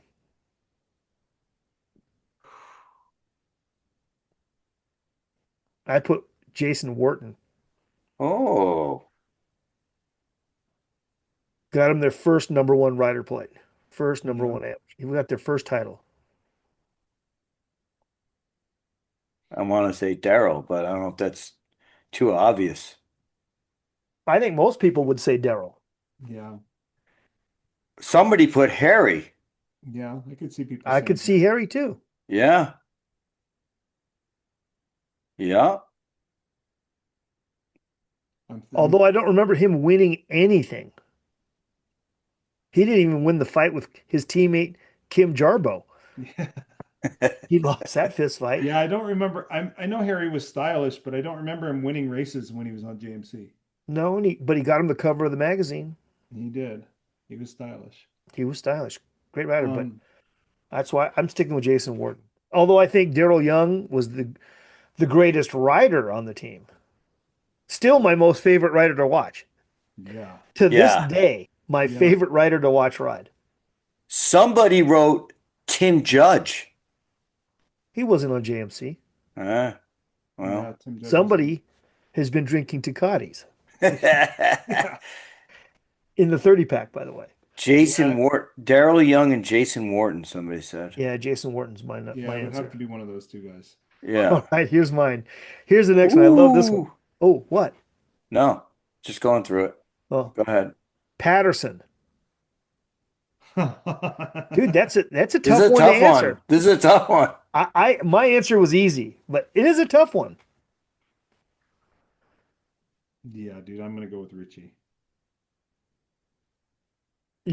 I mean, Brent was Brent. Brent was Pro- so good in the beginning. Yeah, Yeah, they won a lot. And Yeah, they won and they put up- titles. but that's not who I put. You put John Cruz. I did not put, I should have put John Cruz. He's my favorite. He's definitely my favorite Patterson rider by far. He's my favorite Red Line rider. He's my favorite Skyway rider. No, I put Mr. Patterson. He's the greatest of all time. Mr. Vance Patterson. Dude, because none of that shit would have happened without him. He's the greatest of all time. I mean, first of all, he's got bionic semen. His sperm. He's got the fastest sperm of the entire world. He's got two number one sperms. Yeah. I mean, from a brother combo, there's not No, no, not even. Can't even It's argue. totally split on the way that people picked. It's between the Richie Brent, it's and Brian, and Richie. it's between, yeah, exactly. yeah. I mean, you could say Misty Dong. Yeah. But Richie, dude, Richie, man. God, do you remember how gnarly he was then? I remember he was 6 feet tall when he was 13. Right. Yeah. Yeah, dude. He was, Not to take away from his riding ability because he was super fast. I remember he and run those inch smooth. and 3/8. Yeah. Yeah, and he was pedaling through stuff when people weren't doing it. Yeah, He no was, doubt. I mean, he was just, dude, he was so gnarly. I'm I'm, sticking with Mr. Patterson. I'm going, as much as it's hard because those, I mean, Brian won 2 pro titles. Yeah. So it's really hard to get to bet So against, did Brent. Hey, Brent won Pro Cruiser too. yeah. But just, I think the impact that Richie had, like as an amateur and the way he rode, his style and stuff, um, I don't know, man. He was like iconic. I mean, the Patterson brothers were too, but like, I don't know. It just seemed to me Richie was a different. There was something about Richie that was different, and with the way the magazines hyped him up and how he won, and no amateurs were getting. No amateurs had what Richie had as far as the exposure and the press and the hype and everything. And dude, he backed it up. Dude, and Always. he went from whipping ass on inch and 3/8 to whipping ass with mags. Dude. And that Right. that alone should get him I know, right? the fact that he could win on mags. Holy moly, dude. Those things sucked ass. Yeah. You I can win completely with a disagree. weight on you. Yeah. A lot of races were won on mags. Can you imagine how many races he would have won if he hadn't have switched over to mags? Like He would have seriously, won zero difference. he would have no way, dude. As he got older, when he rode for Skyway and he was on mags, he definitely would have won more races without mags, guaranteed. All right. The next one is Thruster, Yep. Speed Unlimited. It was a There are toss up. there's a couple here. I mean, my first answer was Chris Williams, just because he had the balls Oh my to stand up at a national and sing the national anthem. And for I mean, to have your voice crack and go through puberty right on the mic like that was amazing. But yeah. No, I put Tim Judge. Yeah, for sure. Who else? I only know of one other person on that team, and I didn't know anything about it. I just remember seeing his name in the magazines, Jamie Burrows. uh Timmy Judge comes up, but also hold on. It's Vince got to be. Asbury. Oh, That's was right. he on? Vince Oh, He was. Asbury. Vince he was, he yeah. was. That's right. Yep. Our man Vince Asbury, Mr. Napkins. Mr. Yeah, right. Napkins, dude, he was great. He, dude, you could make an argument for that because Mm, he won yeah, some races, dude. yeah, he won some NBL races, and if you went to Boys Town, if you went to Miami, you didn't beat Vince Asbury. Yeah, It's crazy because it's hard to think of the time at the time, right? yeah. Not the person, just because Yeah, you would say Tim Judge just because it's Tim Judge, right? But I just knew Tim Judge was in the magazines and he was a yeah, stylish jumper, but I don't know a lot about Tim Judge. he won the world championships. I do remember that, yeah. but I don't think he was on Well, Thruster. was he on He was on Thruster when he thruster. won? He was on thruster, not on Hutch. Oh, No, okay. I know he wasn't on Hutch, but I thought he was on. I didn't think he was on Thruster. I thought he was on like. I thought he had a Shimano jersey. I think he did. Good point. I mean, I will tell you that the Thruster and the Shimano jerseys kind of look pretty similar. No, you're right. I don't know. JV, you better be looking that up real quick. They kind of look similar. All right. The next one I think is tough. Profile.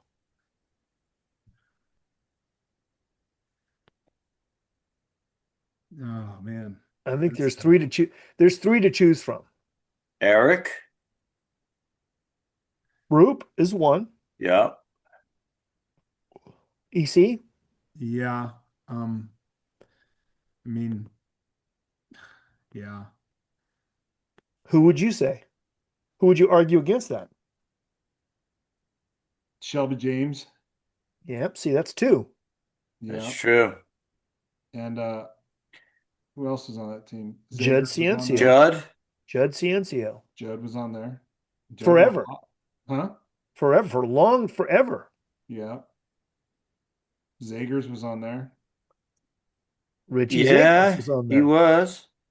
I'm trying to scan, like, I'm in my mind, like, Well, but we're talking about the greatest of all time Right. on the team. I put Roop. yeah, it would have to be Roop. Gotta be. All right. This one I thought was easy. Race Incorporated. I put Mickey Lundy. Oh yeah, somebody had Mickey. I put Mickey Lundy. I don't know I mean, Jeff Gingrich rode for him, Yeah, but but he didn't do that. Was at the end of his. yeah, it He is was Mickey Lundy. he was on Yeah. the way out at that. Um, Mike Scott rode for Racing. Mike Scott rode for Racing. Omar Axt. I remember Omar asked. We used to, That doesn't, Mike, these are, by the way, JV, these are Ascot locals. yeah, Oh, These are okay. just Ascot locals. Gary Nishimura. Yeah, Gary Nishimura rode for him. That's exactly right. Yeah, these are like Omar Axe's dad was like involved with the company. Omar Axe, his dad was the production manager, Yeah. and he came over to GT and made all of the Zascars. Omar Oh. Axe did, yeah. That's Didn't why they know. looked like Racings in the beginning. We were friends with the like we had dinner at the I think we went to the Axed house and had dinner with them. Like we were close with them. Uh, Big E and I used to talk to his dad all the time. And his dad had he was Dutch and he had a little, I don't know if he had a missing part of his tooth or something, but he used to whistle when Mm. he talked and it was hilarious. Say, oh, the sea post. Dude, those bikes were ahead of their time. Oh, yeah. All right, here we go. Tim Judge, I'm looking at a picture. Yeah. He was riding a GT Oh, geez. with I think he had his old thruster pants, but he was wearing a Vera's Leathers t-shirt in the World Championships. There's your world champ right there. Well, Yeah. they did. Vera's Leathers did make thruster uniforms. Yeah, but They But made it he's probably- because Franco Perino had that whole fucking Franco motorcycle Perino. shit. Franco Perino. Franco Perino had a whole setup. right. Brad Dalback. Brad Dalback was on it. I'm looking at this image. I don't know. I searched it up. It says Tim Judge post thruster pre-hutch Jag Worlds. There you go. Post There's thruster. Yeah. Didn't know that. All right, the next one, again, I think is probably the easiest one of them all. Raleigh. Misty Dong was on Raleigh, right? Yeah. Yeah. Larson Manuelito was on Raleigh. Larson Manuelito was on. George Anthill. George Anthill was on. On Raleigh. I'm thinking of the ad, actually. Yeah. Sam was on Raleigh. Sam Sam Arellano. Arellano was on Raleigh. Yeah. Yeah. Yep. Who else was on that team? That was a new team. Yeah. Lee Medlin. Oh shit! Lee Medlin was on Raleigh. That's right. I remember their ad. They My all wore local hero. sunglasses. My local hero. Oh, yeah, with the black glasses. They all wore black sunglasses on the ad. I think Jamie Tedesco was on that team too. So who is the GOAT? Hold on. There was Toby and Jeff. Toby and Jeff. For me, I mean, I'd probably go with Toby. Cash Matthews says Toby. Hollywood shaking no. No. Brian Gass says Botima. Botima and Andy Ruffle. That was my answer, Andy Ruffle. Oh my gosh, look at him. He pulled Dude, the I I love, know. heart out. Shit. Shit. I love Andy Ruffle. I always say that, he did more for promoting BMX than anyone in the world, Andy Ruffle, Yeah. because he was on BBC promoting BMX worldwide all the time. Think of where the BBC was broadcasting to. Yeah. All over Asia, He was all over big. He was Africa. big over there, man. He was huge. It was, Him he's, and March, right? yeah. Well, no, Andy Ruffle he's the one that got all the play because of his ability to speak in public and he could ride freestyle. He did everything. Yeah. He's great on camera. Oh. I'm just I'm such a huge fan. Yeah. And Yeah. when I went to England for the first time, he palled up. We were pals. We just got Yeah. along great. Love the guy. I'm sorry, love him to this day. He's Yeah, he's great. funny. He's a He's funny hilarious. No, no, man. If my I don't think my liver could take it, but man, I would love to hang out with that guy all the time. guy. All right, Huffy, Ooh, tough one. It was easy for me. It was cut and Huffy. paste. It was cut and paste for me. Huffy Racing. Yeah, you're going with Stu. Oh, of course. Yeah. At the time. I mean, Ellis was on there and he was starting to make his way. I mean, Ellis won a world championship on Huffy Yep. as a pro. Mikey was on Huffy. He was. Greg Romero was on Huffy. Matt Harris was on Huffy, right? Mark Driscoll was on Huffy. Oh, yeah, John Pyatt. Driscoll. John Pyatt was on Pyatt. Huffy. Pyatt was on Huffy. That's right. Shit, that Huffy team was pretty good. Hot Rod Williams was on Huffy. Hot Rod Williams. How about that? One of the best nicknames. Yeah. So Stu. My answer is Stu. But again, mine's always easy. It's Stu. I mean, he was. You're right. Yeah. Who is it going to be? Yeah. All right. The next one, Hutch. easy. We got. What do you got? I put EC. Oh. Oh yeah. Dude, you dominated with one piece cranks. You won the world championships with one piece cranks. Yeah. It was EC, really, to me, it was I have much love for EC. We're at the time of Charles. with the jersey on. Steve Veltman? No, did not as with the No. jersey on, I'm saying. Yeah, that's No? He won a lot of ABA nationals and NBL, but EC dominated. Yeah. I'm not. Charles did too, though. Charles did Yeah. too. Charles He did but too. my year on Hutch, I will. I mean, Tough to beat, man. that is Yeah, I actually- agree. Monty Gray, Jason Johnson, Brad Hughes, Heidi Mirasola. Brita dude. Oh, Dickie Dude. Oh, Brita man. Dude, my man. Dude. Mike It was a Luna. good team. Mike Luna. Luna, Mike, your name comes up here a lot. Robert Rocket Lee Zano. Rich. No. Your Rocket name comes Ridge. up here, just so you know, it comes up here a lot. No. Here's the thing. Here would be the here's how I see it. It's between myself and Hollywood. No. I would say it's between you and Charles and possibly Toby, because Toby and Tim Judge. But Toby and Tim won a lot of races on cruisers. Here's why I say it would be between you and myself. I'll tell you why. It's getting dusty in here again. The impact that you had as a pro on the circuit, you being you, right? You didn't win all the time. You won some races, but This is the question of the GOAT, though. This is what Right. we were trying to say in the beginning is like, it's how do you on- measure? if it was on results, if it was based on results alone, my year in 1986, Unbelievable. it was. I Unbelievable. won. Did I well, mention there was one piece cranks? There were one piece Redmond- cranks. Redmond We got used to- pictures of it. when we started going out to the BMX track, Redmond would pull all these kids over and tell old war stories about how many titles I won in '86, and I won the ABA amateur title, and I won the NBL cruiser in 20, the World Championship cruiser in 20, and the USBA amateur title. All in Yeah. one. So, It was, And I a mean, lot of by- those with one-piece cranks. yeah.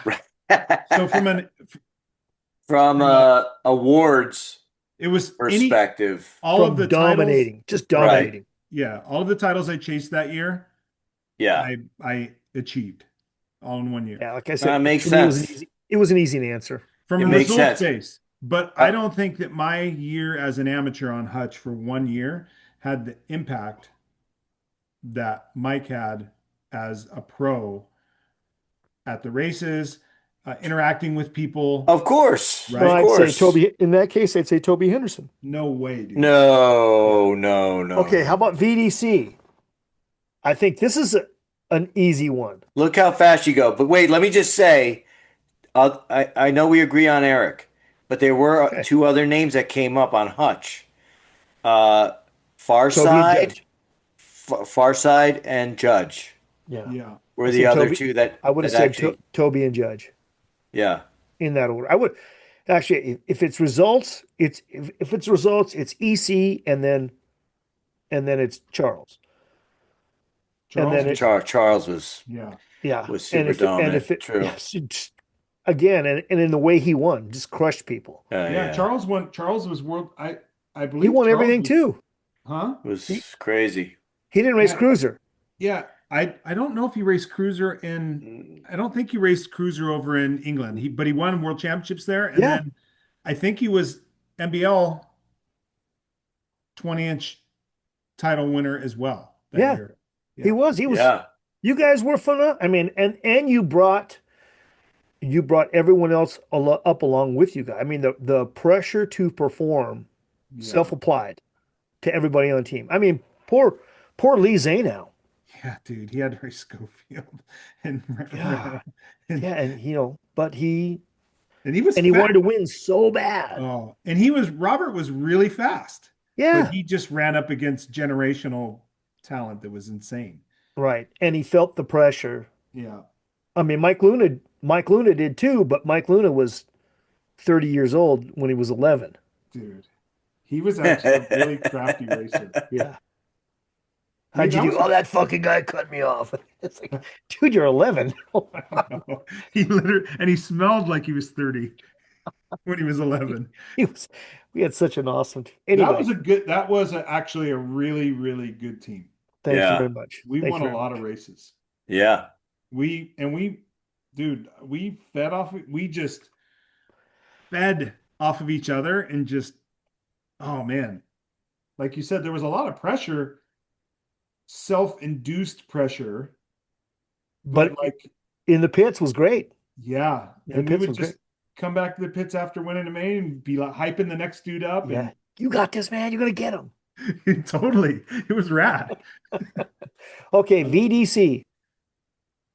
BDC. I can't wait to hear EC's answer on this one. Yeah. Well, I mean, yeah. During the time, you got to be wearing a jersey. Yeah. I mean, the guy who won the most races on VDC was Hans Nissen. That's what I said. Yeah. His name is on here. Came up a lot. For sure. I mean, he did. He won the most races on those things for sure. I put Yeah. Derry Stulo. Darius Stulo. Yes. That's rad. Terry was Yeah, so Hans awesome. Nissen. No, He was Hans such a nice Nissen. guy. Derry Stulo? Yes. Dude, he was at Dirty Fest. Was he? Yeah. It was one of the highlights for me of seeing him, man. He's I a don't great think I guy. talked to him. I might have talked to him. Yeah, I he's a don't know if great, I great talked to him. guy. One of the JV, one of the early cruiser racers. Yeah. Oh. And an orange Really logo. nice guy. Super nice guy. Oh, wow. Super strong Yep. and beautiful girlfriend. VDC. Wow. Hey, you were taking polls. And you know what? And the girlfriend looked very similar to Tawny Afternoon's wife. It was the same one. It could have been the same one. I It don't was the same one. know. I see him. I just see the same one all the time. I don't know what it is. Who else was on? I mean, we didn't. McGrath was on there, but we didn't win that much when we were on VDC. Me and No, Jeremy it didn't was win that much. no. But Voris had the best T-shirt of all BMX T-shirts of all. Do you remember the one I'm talking about? You know what? Uh-uh. It's there was a gap there was a it was a hooker sitting on the side of a bed with the little coin slot thing, the vibrating bed thing, and she's wearing fishnet stockings, and it said something like "It's time for VDC" or something like that, or Oh "Get my hooked on God. VDC." It was something like that. It was something raunchy, but I Boris loved it. was Jesus. It was something for time for Vorst Dixon or Boris was a salty dog. dude. He was awesome. He was a welder. He was. All right, here we go. All right. Factory 09. I mean, Come gotta on. be gotta be Ronnie, right? I put one word, crazy. Yeah. I just I put mean, who crazy. You know. yeah, You know. gotta be. Yeah. Well, I don't know. No? Well, No. Jerry Jones. No. Craig Reynolds was on there. Yeah. I remember Um, I remember seeing Craig Reynolds on zero 09 and I was like he had one white leg and one black leg on his pants and I was like, what in the hell is that? Yeah. what was the wait, there was like a 12 or 13-year-old kid on that was fast too. Blonde hair kid. Yeah, Sh kind of what a the different name. fuck was his name? Aaron Solly? Aaron Salee, yeah. Yeah. Yeah. I can't believe you Yeah. guys remember that. I don't Yeah, know he how was that came up with fast. that. He Jake was Yeah. Carroll was on that team too. who? Jake Carroll, he's a Oh, little rugrat. He's a local orange kid, but he was fast as shit. He won a lot of he's yeah, I fast. thought Aaron Salee was fast. Yeah, Yeah, he that dude was. is fast. All right, I had a tough time with the next one. Ooh. CW, This is a tough one. Mm, This is a tough one. Billy Griggs. mm. I'm I mean, if Billy you go long, E if EC, EC. I know. EC. Charles, Right, Charles. That if you go for longevity, Chris Blackburn, still racing for him, still racing the CW jersey. Um, Debbie Calso won the title. mm, yeah. Debbie, didn't forget about that one. Jarrett Justice, Danny Steplight. Roger Z. Moore, Jeff Moten, Yeah. Yep. Andy Zierzo. Andy. You got the earthquake. Jason Bernal. This is where here's my top two. Just go ahead. Here's my so I'm working my way up. Here's my top two. Jason Donnell was on there. Yep. That's right, Jason. That's a good one. James Vicente. Okay. What about Here's my top two. yeah. And it comes down to this, in my opinion. Yes. The top two are Clarence Perry, who Oh. dominated the cruiser class. I mean, it was in the years that he Mm, raced, he was tough to beat on that cruiser. But I still think it goes to Pistol Pete. I think Pete, but I think it's Pistol Pete by far. Because Pete got the number one title on CW. The only pro to do it on CW. And he got that. He in in arguably some of the toughest years in BMX Pro class, he beat Stu, Greg, Ellis. He beat everybody. And he would have had it for 2 years, but he switched to Haro the night before the Grands. Yeah. And Crazy Ronnie got him in 85. And all he got was Um, a Mustang. yeah. I think Um, it's Pete, but fuck, I mean, there are a lot of good brothers there. Tracer to add to the list. Yeah. Charles won the pro title too. Yeah. So I say it's tough. Shepard,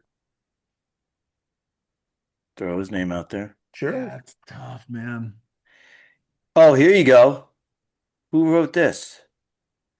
Uh, Chicken George, Yeah, I know Chick Chicken and George George was on there. Severs was on there, the Las and Vegas Fred. local. Somebody wrote Fred Johnson. No.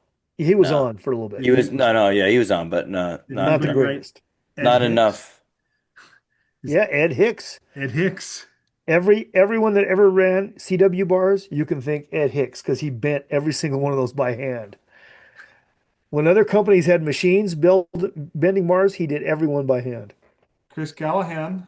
I raced that guy. I raced his bike at the Grands when my bike got stolen. No I way. raced the Oh, I raced the I raced the last main event, the second main event or the last one of the two. I raced a main event on a 12-year-old's bike. Oh my gosh. somebody gave Terry Tennant a nod. Yep. Yeah, Terry was on CW. absolutely Matt. Terry Hmm. Tennant. Yeah, he could be it, but it's Somebody pistol. gave him a nod. But it's pistol. Yeah, it's Pete for sure. It's Pistol or Charles for me. Yeah, Mike, you got a lot. You got a lot here Yeah. Hey, in the how chat. about MCS? Again, easy. It's Matt Yeah. Harris. Matt.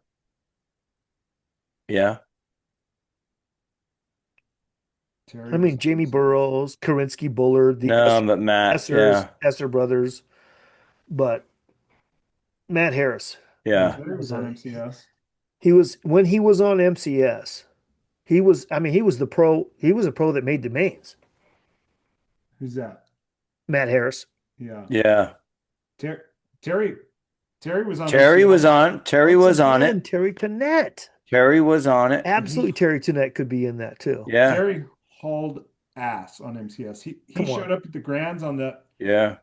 fucking trailer of a bike and kicked everybody's ass, dude. He was I remember watching him race and I was thinking while I was watching the races thinking, why doesn't someone just dive on him? Why don't they go inside? They couldn't get close enough to him and he was just railing around the top of all the berms and just picking up speed and they couldn't catch him. It was crazy. Wow. There's a lot of Esser on here. He's A probably the lot. name that's most associated with it. But And one Craig Reynolds. I just think it's Matt Harris. Yeah. But you're I, right, could I be Terry Tennant. I didn't, that was after I was gone, but he was but Harris. all right. GJS. I can only think of like Oh. two riders that ever rode for him. Clint Miller in Levi's. Clint Miller raced nationals as a pro for GJS wearing blue jeans. I don't know anybody else that rode for GJS. Jeff Utterback Jeff Utterback comes through here a lot. shouldn't be because he really didn't race. By the Mm. time he started GJS, he was kind of already done. I think he was Uh, already a professional drummer by then. Clint Miller's name here. It's got to be only Clint Miller. It's only one. Who else would it be? Jeff Pascal from Tucson? Wow. Yeah. That's like Yep. it. All right, here you go, EC. Yeah. Two wheelers. Stroker, two wheels. Yeah. There he is. There he is. It's only one Suspend guy. Suspenders and no shirt. Suspenders and no shirt. Dude, missed his semi at one race. I was there. Missed his race. Brian Lewis Yeah. missed his race, the semi, and went up to Suzanne from the NBA and goes, "Come on, you know I would have made it. Just put me in the main." And they did. Oh my gosh. And he won. Come on, you know I would have made it. All right, go ahead. So they ran nine people on the gate, and he won So good. from lane 9. He was fast back in the day. Dude, he was so strong. I know. Oh, Yeah, Cash and Brian Gass both gave the same name. There is no other. I can't even. I don't Yeah. know anyone else that rode for him on a mild steel square tube bike. yeah. Terrible bike. All right, All right, last one, EC. Is it? No, I got two more. You have two more? Yeah, after this. Oh, but in the grid, it only went Yeah. last one. Okay. Shimano. Kathy Shackle. There's I don't Bobby even, Encinas. Ooh. Ooh. but Yeah. I know where you're going. You know where I'm going. I know where Hollywood's going. Greg Hill was on Shimano. Yep. Yes, Yep. Yeah, he was. I know where Hollywood's going. Apparently, so was Tim Judge, according to Yeah. JV. Well, according to the chat. Yeah. How about And Wayne Cena's McCoy? name is like he is the one that everybody says. Yeah. Who? Bobby. Oh no, not even close. That's Wayne. I'm just saying, What I'm about reading it. Wayne McFarquhar? Don't know Wayne him. McFarquhar's name is not on That's not here. he's not gonna be it. I know where Hollywood's going already. Dollar Dave? Huh? Decker's not in here. Missing out on people. Dave Clinton. That's who Hollywood's That's going. my guy. Yeah. That's my number. Dave Clinton. DC. He's John the guy. He's my number Anderson one. says Dave Clinton, which makes Yeah. a Mike lot of Miranda said sense. Dave Clinton. Makes a lot of sense. Joey Irwin, Steve Givens, Peter Casano. Peter Casano, Tom Greg, Christopher. yeah, Greg Hill's on here. Or no, wait a minute. Was Peter Casano and Tom Christopher, were they on They were Tioga on- or It was Shimano? Tioga. It wasn't Shimano. Yeah, it was They were Tioga, not Tioga. Shimano. Yeah. That's right. You're right. Steve Givens, though. What was it? Dude, Shimano had a lot of people. There was another guy. Right when the NBA went to NBMXA, there was another guy. I'm blanking on his name. 17X. That went on to ride for Mongoose. Yeah, I think he rode for Mongoose or GT. Super strong rider. Anyway, yeah, it's Dave Clinton. Yeah. Dave Clinton. All right, let me throw another team at you. What about Boss? Yeah, I'm surprised Ooh. Boss isn't on there. Yeah, right. I mean, that's like a travesty, honestly. There's a lot of boss riders. I can only imagine what the chat is talking about. That NorCal getting got left out slighted again. Yeah, right. Got slighted. What's up? You know. You know. All right, Boss, Shit. Boss. Thomas Ingram, Bob Madrano. Dude, me and Salami used to play this game all the time. Not who was the best though. It was just name a Who's person on the team? on a team. Yeah. Oh. Yeah. I mean, Ronnie was there. Ronnie was there. Sherry Elliott was Cecil. the boss. Cecil Terry Johns Tanat. was there. Dude, everyone except for the Darwin. Pattersons. I mean, Darwin. Everyone from Northern California Yeah. except the Pattersons rode for Yeah. Boss at some point. Cecil. Yeah, Cecil, Darwin, Dana. They Post, all. Frank Yeah. Post, Frank Post. greatest. Cecil. That's my answer, Cecil. Yeah. He won the most with the jersey on. Yes. I think so. Well, Terry won a fair bit as an Terry. amateur as well, but Cecil pretty much stayed the course and rode for him as a pro. Terry jumped around. He went over to GT for a while and then got popped over there and lost his sponsorship. Then he went back to Boss and Crazy JJ. Sean Callahan. Sean Callahan won. He was fast. Yeah, he was. Woof. He won the 85 cruiser title. All right. How about Reach? Reach. Look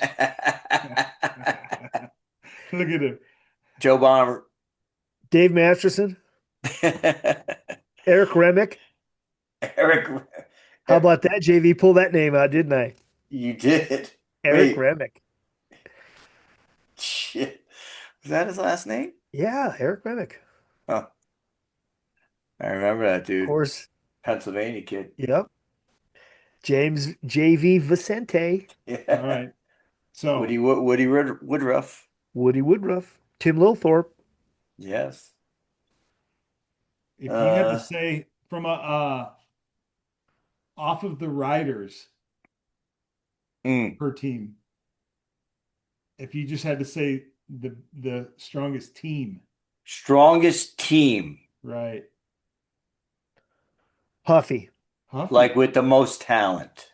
That's my answer. How Huffy, do you argue really? with? I mean, Diamond isn't Diamondback like one of the most winningest? What pro title did they win? Well, no, he said team. Right. Well, from a team trophy perspective, didn't they win like Sure. weren't they the most dominant? Oh, so you don't count the pros towards that?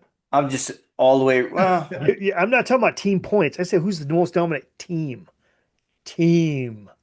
doesn't the team points reflect the No, team no, not dominance necessarily. No, because if you did like if you pick the think right of GT. riders? Think of GT. GT wasn't necessarily the most, but man, Bill Nelson, Doc Schofield, and Bill Nelson had the ability to pick out Pick somebody the riders, right? I got out you. I of got nowhere that would come in and win for 6 months. I mean, and they knew when their birthdays and when who was hot. I mean, they were great at that. I just make them the most dominant team. I'm thinking GT. You could make the argument for GT, but there were also people on GT that, again, half of the year they weren't relevant and Bill Nelson didn't use them or whatever. Yeah, I mean, but you could, I mean, In He Lee, just put him on the card. dude was Nelson lights out. Chanity, just put him on. Nelson Chanity at right, 17X, just put him on the card. right. And he was. Ricky Gilbert. I mean, you just had to know when, you know, oh, no, he's not riding that good. Put him on Robinson for this weekend. Yeah. I mean, there was a lot of those, like you see moving Yeah. the walnut shells around. But Huffy, there wasn't, they just four guys, they all win. We're not here for team trophy. We're here to win titles, and all of our guys do. Bob Hadley's a genius. He was. He put together a Oh, pretty good team. Shimano, Bob Hadley. Yeah, I Um, mean, the Huffy team, they definitely that was. Big, small team. Everyone was good. I don't know though, man. that's my answer. Yeah, Second to that, I would say the 1986 Hutch team. yeah, we were pretty. We won I a lot of might races. I might be biased. We won a Yeah. lot that year though. We did Man, I'm gonna have actually. to get a We fucking recycling won a lot can of under my races. desk. You had a good team. We did. Like Luna was winning races. Rocket Rich was winning races. Yeah.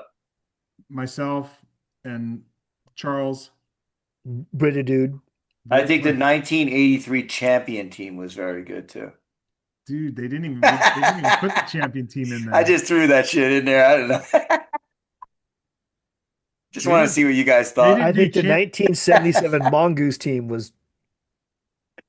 that was a Champion, tough. hey, I'm come not on. kidding. Yeah, The No, champion team had good riders on it. I mean, they were a good team for. You're saying no. listen, Jeff Kosmala, Brian Cornell, Kenny Knockman, Danny Oakley, Tinker Juarez. Before that, Perry Kramer.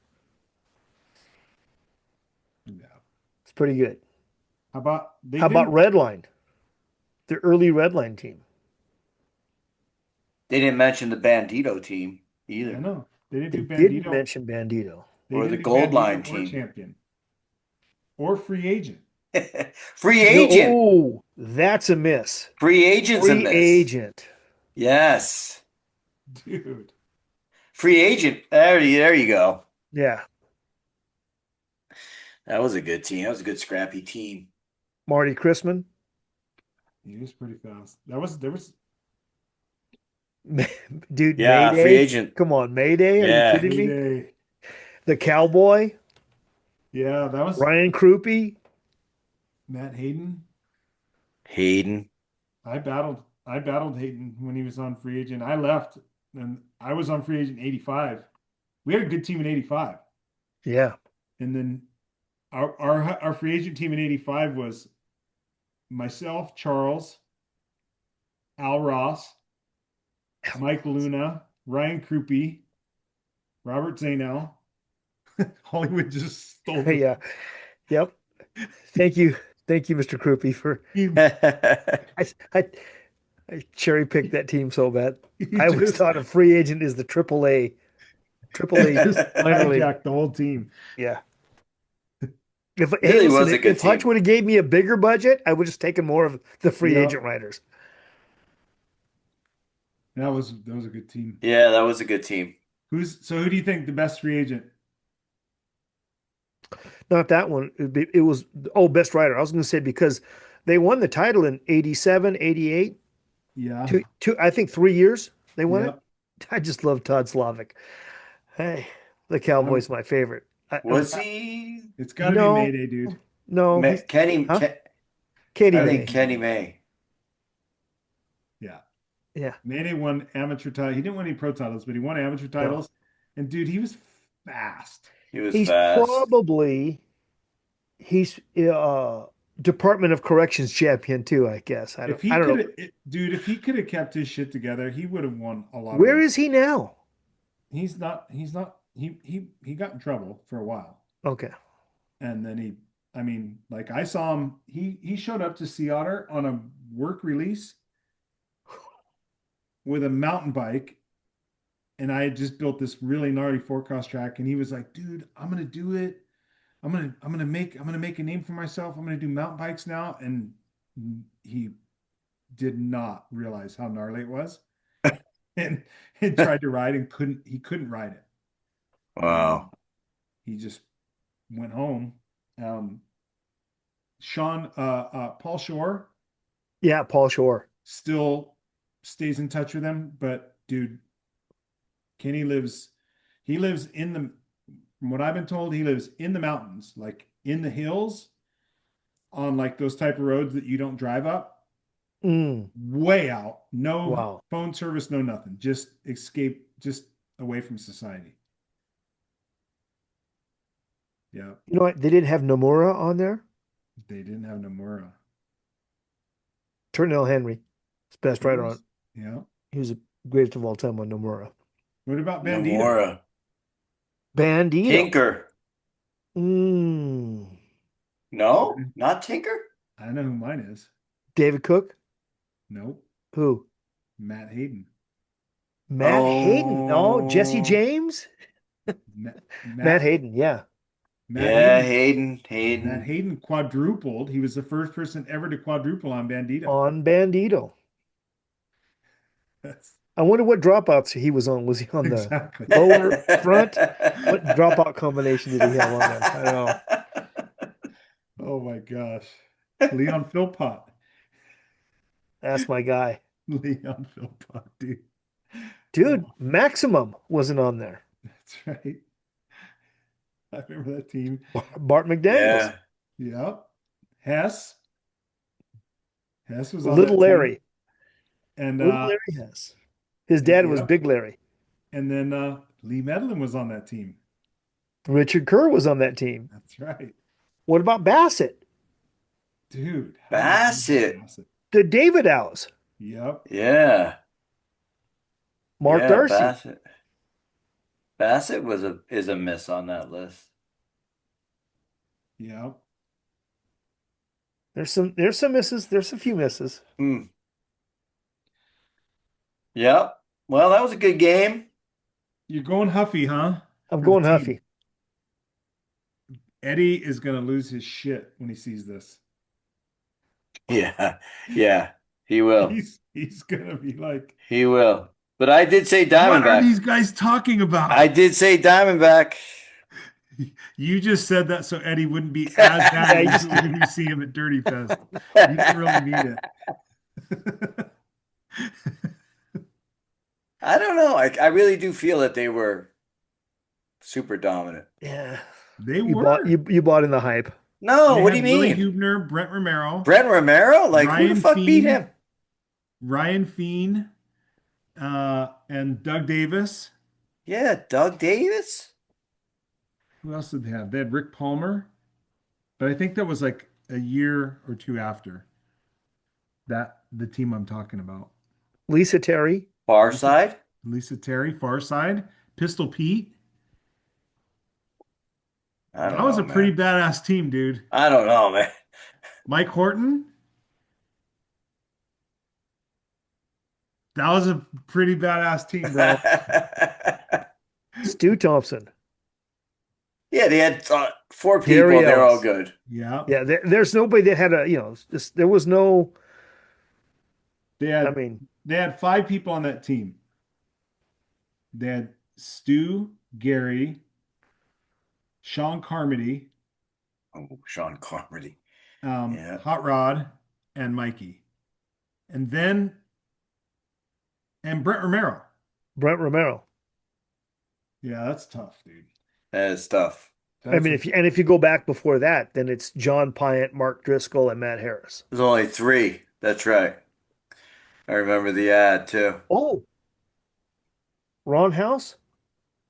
Oh, Ron House. That's right. he wasn't on the Hadley team. No, he was not on Hadley the Hadley. team, Yeah, when I say the Huffy, I think Hadley team. yeah, that team was ridiculous. The gear leathers. Yeah. That was a program. That was a program. I don't know. Well, I'll tell you what. I'll tell you what. I'll tell you what. I was we were fortunate to have be on the teams that we were.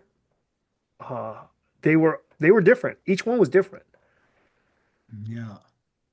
significantly different, Yeah. but all a great experience. They Gosh, were. dang. I mean, that was the same for me. Free agent was like that Like a was like camping trip. yeah, it was like a family camping trip every time. Literally, man. It was like we were all loaded in the van, you That know. was a big team. Yeah, dude. That was a big team. Oh, Yeah. dude, you know what I realized? You know what team was not mentioned? Incredible.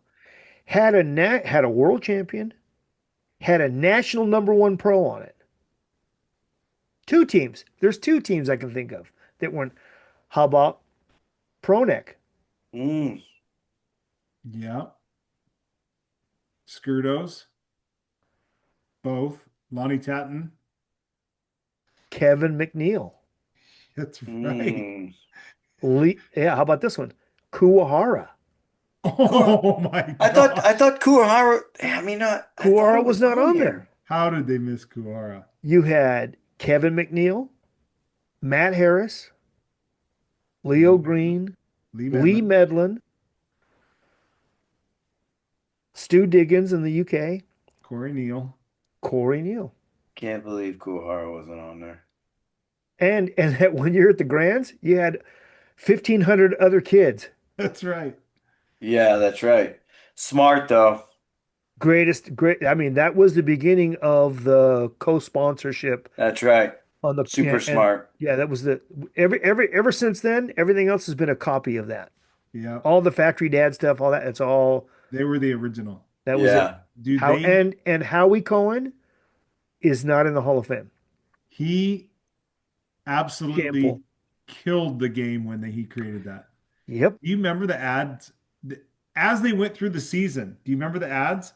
They They just had to pay got bigger. all the kids, bigger and bigger, all the shops, right? Yeah. Yeah, Yeah, and the it was first great. Hey, listen, you're gonna be on the you're gonna be on National that team, team. right? you're gonna be Yeah. on the national team. You're gonna be in All the you have to do magazine. is here's your Yeah. 20% discount, and you go to the dealer, and he's gonna get. And they would walk in, they'd say, "Hey, listen, here's my thing to get my 20% off." And the guy goes, "What do you mean?" And he would call the bike shop would call, and how we would sell them 5 Kuaharas, one of Yeah, them already pre-sold. It was brilliant, it Fucking was genius. genius, dude. genius. God. We forgot some guys on free agent, man, but they're modern free agent. Two guys. I didn't know there was a free agent. There was. Dale Holmes managed the team. Oh. Two guys. And they're arguably Mare Stromberg, Don't know him. Yeah, but two this is times. 80s. I don't know her. Mare Who? Stromberg is 2 times gold medalist in BMX. Yeah, didn't know that. But listen, I could have I mean, said on it's GT, one of the greatest riders on GT was Dale Holmes. And Kyle Bennett. Kyle Oh, Bennett was on free agent as well. he's not with us anymore, right? He Yep. passed away. Yeah. And we didn't, and we forgot somebody on red line. It's hard to argue against Stu, but John Purse was Oh, on red John line. Oh, that's Purse. your guy. Yes. Yeah, That's your my that's guy. your guy. Purse won a lot. I think he holds Yeah. the season record for most wins in a season. Yeah. That That was year on after red my line. time. It was after my time, but I had yeah. to give him a shout because dude, he was pretty fast. He was real The fast. Jackal. The Jackal won a lot of he won a Yeah, lot that of was that races. was that was after my time. You I know, think that whole list really makes you kind of see how many really good riders, there were, but then Yeah. also that there are like Stewart, there are a few that just like really good. You yeah. know what He I was mean? good. You, And he But then again, it's from my era, which is, if we look at the three of us, my era is mid 70s, late 70s, early 80s, mid 80s. So hmm I kind of, I skew towards the older ones because yeah. I Right. looked up to them. And then once it hits like 88, I have no idea. Yeah. The name that I had mentioned to you when I saw your list the first time that I think is incredible because I think he's super fast is Billy's name is not come up in any of those. Billy Griggs is not one of the goats of any of the teams. And you know what I mean? Like that's why I'm saying there's so many good riders Yeah. that don't make that list. Yeah. But the Billy other thing was too is Billy was always on a good team. yeah. Right. I If mean, Billy was on Thruster, yeah. Yeah. Right. But Billy was CW, Yeah. And there's right? always yeah. And then Redline, what's that? Redline, He was on Red Line. Then he was on Mongoose. Toro, Yeah, Mongoose, and he was on Haro. Haro. He Oh, was I on didn't know he was on. Schwinn. Yeah, didn't know he was on Haro. I knew he was on Schwinn. Yeah, he was He was on on Haro Haro like late, just after after he you retired, I think. yeah. Okay. You know what they didn't have? And on Pronek, Sean Texas, Yeah. Yeah. They Steve didn't Schober. have they didn't have Murray, Oh, they didn't Murray. have Murray. Murray. right? Dude, Wow. that's Didn't tough. have didn't have MBK. Would have been Sean Texas, or maybe Murray Stu Thompson. Could have been Stu again. on Murray? No, on MBK. Oh yeah. Yeah. Murray. Yeah, Murray. Scott Murray Clark. is Scott Clark. Yeah, Scott Clark. Botima, Ooh. Ruminer. Ruminer. Rusty Cable. I'm just Brad saying he Birdwell. had a cool Brad last name. Birdwell. Brad Brad Brad, Birdwell. Birdwell. Yes. TC Todd Yes. Corbett That's and right. Shelby James. and Shelby James. Shelby. Shelby James on Murray that was the start of Hey, I hold the mean, fort. what did he do? Shelby. Oh, He I could mean have been. you could argue Shelby James when he was on Murray before, Mongoose basically bought him. Yeah. I mean, dude, he was Dominant. he Like was lights out. who? Right. I mean, I can remember seeing, I think, what was it? Chase Digit used to chase him around. I don't. Maybe. I can't even think of anyone who would like beat him. Yeah, nobody was even close, dude. He was Right. so tall and so powerful and big at 12. Dude, he was so much bigger than the other guy than the other riders. I remember he was like Yeah, it's just he's crazy, just man. bigger. Yeah. Yeah, Yeah. Murray. I think Anthony Sewell was on Murray as well, I think you're right. I think but you're right. I don't think he was, I don't think he was dominant when he was on Murray. Like when he was on Jag, he was winning races, but I don't think he did. Yeah. I think those guys were riding shit boxes I think their bikes when they got on Murray, I think they kind of Weren't good. sucked. Yeah. Yeah, that generation of Murray, not the TC Shelby James. Oh, got Robbie you. Murray. Gotcha. That was the Murray now and later. Remember the now and Yeah. laters? Now and later. They'd walk around and hand all those things out. That's right. Jolly Rancher. That's Murray Jolly Jolly Rancher. Rancher team. That's That's right. right. They switched. They went from now and later to Jolly Rancher. Yes. That was funny shit, dude. Fuck. What about the Hardys team? Yeah. They were a big team for a little They while. were a big team. Yeah. Crazy Ronnie was on that team. Ronnie was on that team. And wasn't Bonnie on that team? Bonnie Hutland? I'm trying to think. I'm not sure. Probably. Yeah, I think she was. Probably. Yeah. We're on the Hardys. Hardy's team. Murray Jolly Rancher. Yeah, we were talking What about about that? You know, I just think, Sewell was on Murray, yes, Anthony Sewell was on Murray. but they weren't.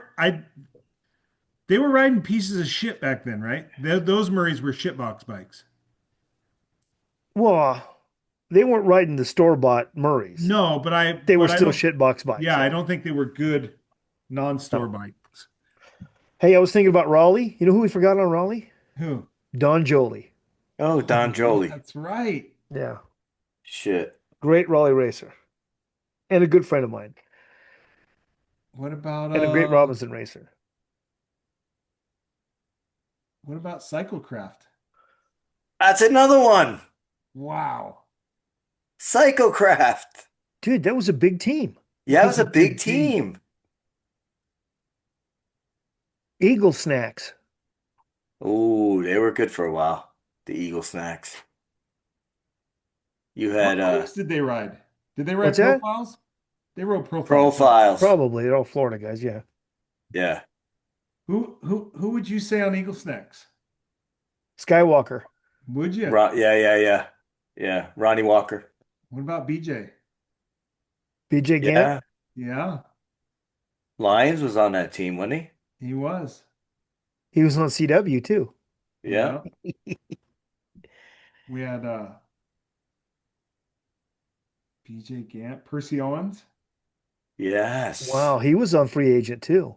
He was. Percy was fast on Eagle Snacks. Super fan. And what a great guy. Oh my Yeah. gosh, what a great guy. Percy was good. Yeah, Eagle Snacks had a good team for a little bit. They were, dude, those Eagle Snacks free agent team battles. Dude, they were gnarly. Dude. And they would hand out those bags of honey roasted peanuts. Oh my gosh. Remember they used to go around and throw them Yeah, over the fence? absolutely. Yeah. Yeah. They were amazing. Dude, I loved them. They were really good. Leave it to me to think about what they're giving away free. Wasn't Michelle Carnes on Eagle Snacks? Man. I don't know. Michelle Carnes won a lot of races, dude. She was also on What else was she on though? She was on that remember that world class team? World class. Yeah, world class. Yeah, Super yeah. rich lady made that team.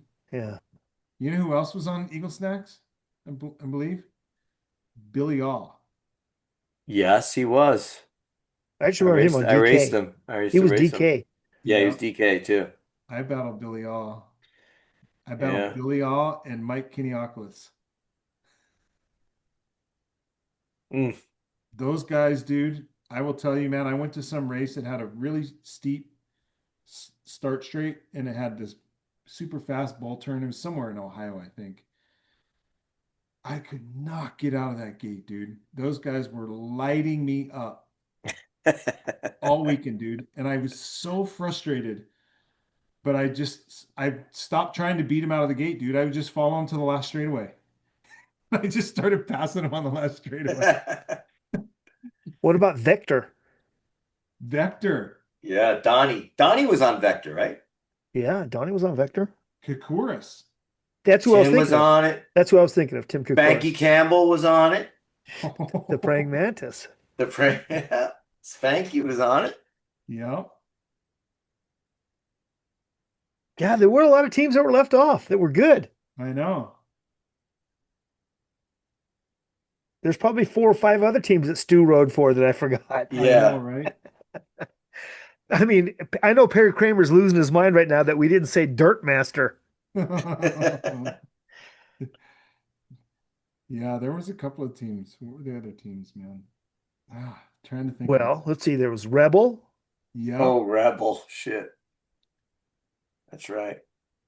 Uh, I'm thinking of all the Astro. yep. I'm thinking of all the frames that CW made. White Bear. White Exactly, Bear. Northern California team. Yeah. Uh, Gosh dang. Blazer. Blazer. Elf was Dude, not on the you know who list. rode for Blazer? Elf. Elf. How did we forget Elf Elf? was Oh not my on the list. God. Yeah, Elf. Elf. Todd Blazer. Yeah. You're going with the Blaze. I'm telling Yeah, you. I think Todd. Elf. How did we forget Elf, Yeah, dude? Elf. Dude, an Orange County team too. Yep. Dude, and they're a Dirty Fest every year. That's Yeah. right. God. Shame on me. Wow. Elf. Unbelievable. There's so many just iconics. Oh no, they don't have a Yep. team yet. They don't have a team yet. Man, I'll tell you what, there's been some phenomenal teams. And Yeah. there's been some I wonder if who rode for the most teams. Right That's now a I good, think Stu, that's a good question. but who rode for the most teams? DRP, remember them? Sure. Delta Racing Products? Demos. Yeah. Demos? Dude, there's one hanging on. I saw one 2 weeks ago. No Saw a way. DRP. It's in Temecula. Shut Oh. up. It hangs on the wall. There's a bike shop called Old Town Bicycle Company. I know the bike shop. Randy, the owner, he's one of the two owners. Randy used to race it, and it's hanging on the wall right above his workbench. That's why he doesn't sell it, huh? Nope. And people go in, they go, "What is it?" And when you look at the head tube, dude, you know what we forgot? I got thought of another team. Speaking of it, RRS. Oh, Oh yeah. my gosh. Yeah, that's a big Dude, one. for national number one cruiser. Joe Claveau. God, my my bike shop sponsor. I can't believe I I forgot know. that. Yeah. Jeff Rutherford, Yep. Danny Wall, Those bikes were so far ahead of their time. way ahead of their time. Miles. And it was basically, after Denny David out, Denny and Dirk got on the team. They changed, they really refined it and Oh, made it wow. crazy, in my opinion. Do I you know couldn't about find those it. bikes, JV? No, no. Dude, Hollywood? it had a fixed rear, the dropout. It Yeah. wasn't a drop, it was just a hole. You put the You wheel would did not actually take move. the axle off and run Yeah, it yeah, through no, it? yeah. It had bolts that went into the hub. And so, yeah, it rode Oh. one place. So your geometry never changed. Yeah. Super short rear end, crazy short rear end because it always stayed the same. But Right. it had an eccentric bottom bracket. You had to loosen two bolts and it would turn the whole bottom bracket To tighten the to chain. tighten the chain. That's how you adjusted it. Yeah.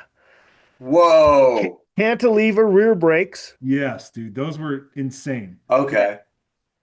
Um, had welded on cable guides so you didn't want a cable housing all the way. It had welded on an Allen bolt where the seat post clamp was, so there's no seat post clamp.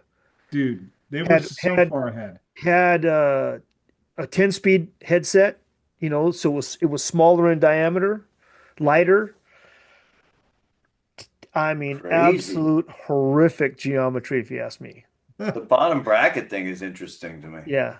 Had a high bottom bracket and super Crazy. straight up and down head tube. So, and Oh, your because it forks wrote were this, so just the forks, so no, then the forks had to be raked out with oh, with so it no compensate dropout. for the Yeah. for the And steep head. still you would you could rub your feet on the front tire. Daryl Young rode for RS. Kevin McNeil, Leo Green, Richard Kerr, Keith Peel, Jeff Rutherford. Man. First 24-inch bike raced at a national. Yep, it It was a was. Schwinn varsity, but it was on an RS jersey. Tony McDaniels. Mark Wilson, Bruno, bro. Bruno, Yeah. Talk about tough to beat. Donnie Graves, Donnie Graves. dude. Shit. It was something else, man. What about SNS? Greg Spencer, John Severin. That's right. Eloy Sanchez. Oh, Eloy Sanchez. Dude, we're talking old school. Yeah. Yeah. SNS. I don't know if you remember them, JV. No. That was a White, orange, and black. yeah. And then they make SNS. Made bikes for other people too. Yeah, but what was their main business wasn't bikes, right? Weren't they Headers. headers? Yeah, like Bassett. Like Bassett, yeah. Yeah. Oh. These two companies, JV, Yeah. they made frames, and Bassett still does, makes bikes for other people too. But their main business is boat headers. Yeah. Oh. Big giant Interesting. shiny exhausts. Yeah. Yeah. Hmm. Pistol Pete rode for SNS. Yes, he did. And TRW. That's TRW. That Denny was Dave. Denny David Hell. Andy Patterson That's right. rode for TRW. And Tosh Moraviev, That's right. another Do you CW remember, do you teammate. remember any of these names, JV? Oh yeah, yeah. I mean, just Of Some course, of them. Andy Patterson, you know. yeah, just the names, but because I've heard them or read them, but Yep. yeah. Dude, SoCal JV. I mean, I know Jersey and New York was pretty big too, but like No, not even the close. SoCal BMX scene. To you guys. Dude, I thought of another one. Auburn, That's right. another team. That's right. Jason Richardson, That's right. Robbie, Robbie DC. Morales, TC. Danny Yeah. Milwee. Danny Milwee. That's right. Mm. Mm. Yeah, there's a lot of teams left off, man. Yeah. TNT. I guess you couldn't have them all. I mean, TNT, sure you could have. you Just could have. smaller font. You could Smaller have, yeah. font. Yeah. You remember them TNTs? TNT. Dude. JV's got one. I do have one. Still have it. Dude, Ronnie Gasca. That dude was a bad dude. So many. Yeah. Just you know what we're gonna end this and sit up at night going, oh, I know. Yeah, they're gonna pop in. I'm telling you, dude, we used to do that. I used to do this with Salami all the time. We used to play this game. And oh my gosh, man. The shit Salami, you know how Yeah. he do. Yeah. He read the magazines too. Yeah. It was Yeah. crazy. Dude, we could do this again. We should do another one by state. It's only 50 answers. Greatest racer from every state. Oh, yeah, that for sure we got to do. Yeah, we'll do that. That's that's hard. Dude. That's gnarly, dude. That's hard. I mean, by state, California, just California. Yeah. It's easy. It's easy. Easy. Cowboys East. It's stew. It's- Just put stew. The tough one is going to be North Dakota. yeah. Yeah. Dude, Minnesota, I got no problem. Do you? Oh, yeah. What do you got? Oh, dude, there's one guy, Dave Christensen. Oh, We would have to He do it he there. raced for Tahoe. Oh. Tahoe's another one. There you go. Dude, there used to be a race they held up there, an indoor race every year. This is in the early 80s, called the Rondo Classic. And they Yeah. gave away a Chevy S10 every year. Jeez. Fellas, Sweet. thank you for a great 4 years. Heck yeah, right? Yeah. Jesus. 4 seasons in the books right now, right here. 4 seasons. Thank you to the people that tune in and listen. Jesus. Yeah. I mean, we're lucky to have a solid group that We got a that cool group. lived Yep. it with us. Yeah. Yeah. Yeah. And thank you to our sponsors. Yeah. Yeah, you know what? And we're gonna Ultramax? change things up for next year. Ultramax. We What's got a that? couple of new. We got a couple of Ultramax. new ones. We got Got a a couple couple of new new ones. ones. Yep. You want to And give them a little love? yeah, we're getting. Are No, you you still doing sure? Ultramax ads? No. No, I haven't been. I need to get back to it. Those were great. I miss them. I miss doing them. I miss getting people to do them. Yeah. Yeah, we need to fire those back up. We're gonna announce a new sponsor for season 5, Ultramax. Ultramax. Ultramax. But we They're do have back. we do Ultramax have is back as a sponsor. Yeah, we listen. JD Racing Supply, Jeff DeVito and yeah. MCS, Yep. new Nice. sponsor. Supports us now. Yep, Supports us. yep. Yep. Of course, Mike Rodriguez and Crit Crit Plate. plate, big one for us. Yeah, big sponsor for us for the Yep. podcast. Yeah. Yep. Hey. Hey, what are you Hey. guys doing? What are you guys? Oh Yeah, yeah. sausages. Yep. As well as it just We just love our sponsors, man. Anyway, we're always looking for new ones. We're going to add some on our next episode. We'll talk about all of our sponsors. Think about, and we're also going to be posting out thanks to our sponsors to the Dirty Fest, and those will be posting out social media with their logos starting on the first of the year, Yeah. and doing our second episode of the year will be us talking about Dirty Fest with all of the new things going on. Yeah, I think that'll be the one to tune into, good, right? If we're gonna give them a little preview of kind of the Yeah, stuff to expect for this year. tell you what, they better get their camping spots because campground's already more than halfway sold out. It's incredible how that Dude, Fill her 6 months up. to go. how that's You better happened. buckle up, man. This is going to be huge. Fill her up. Yeah. Yeah. EC, maybe you'll give a little vision of the track for next year on the Yeah. next when we do the podcast. You can maybe describe it. Yeah. I've been looking at it. I've been looking at what I'm going to change. Okay. They'll be interested, I think. I The saw a ones who few things attend. over there. Yeah. I've been eyeing some stuff up. Yeah. I got some ideas. Yeah, I love it, man. Yeah.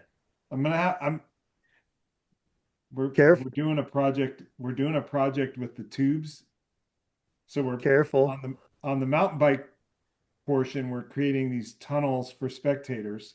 And Oh. so I got to basically carve out this whole hillside and move the dirt out, and that's where the tunnel's going to go. So I Got some should extra have dirt. a lot of. Yeah, I was I just should gonna have say a you got surplus. dirt. Extra dirt. Yeah, I should have a pretty good surplus of extra material. Nice. Ooh, Yeah, buckle up, Buttercup. yeah, Dude, got so many things to talk about. It's going to be great. Anyway, listen to all of our fans, all of our listeners, watchers, our sponsors, our friends, our family members, everybody. Thanks for the voyage, Yeah, for thank you.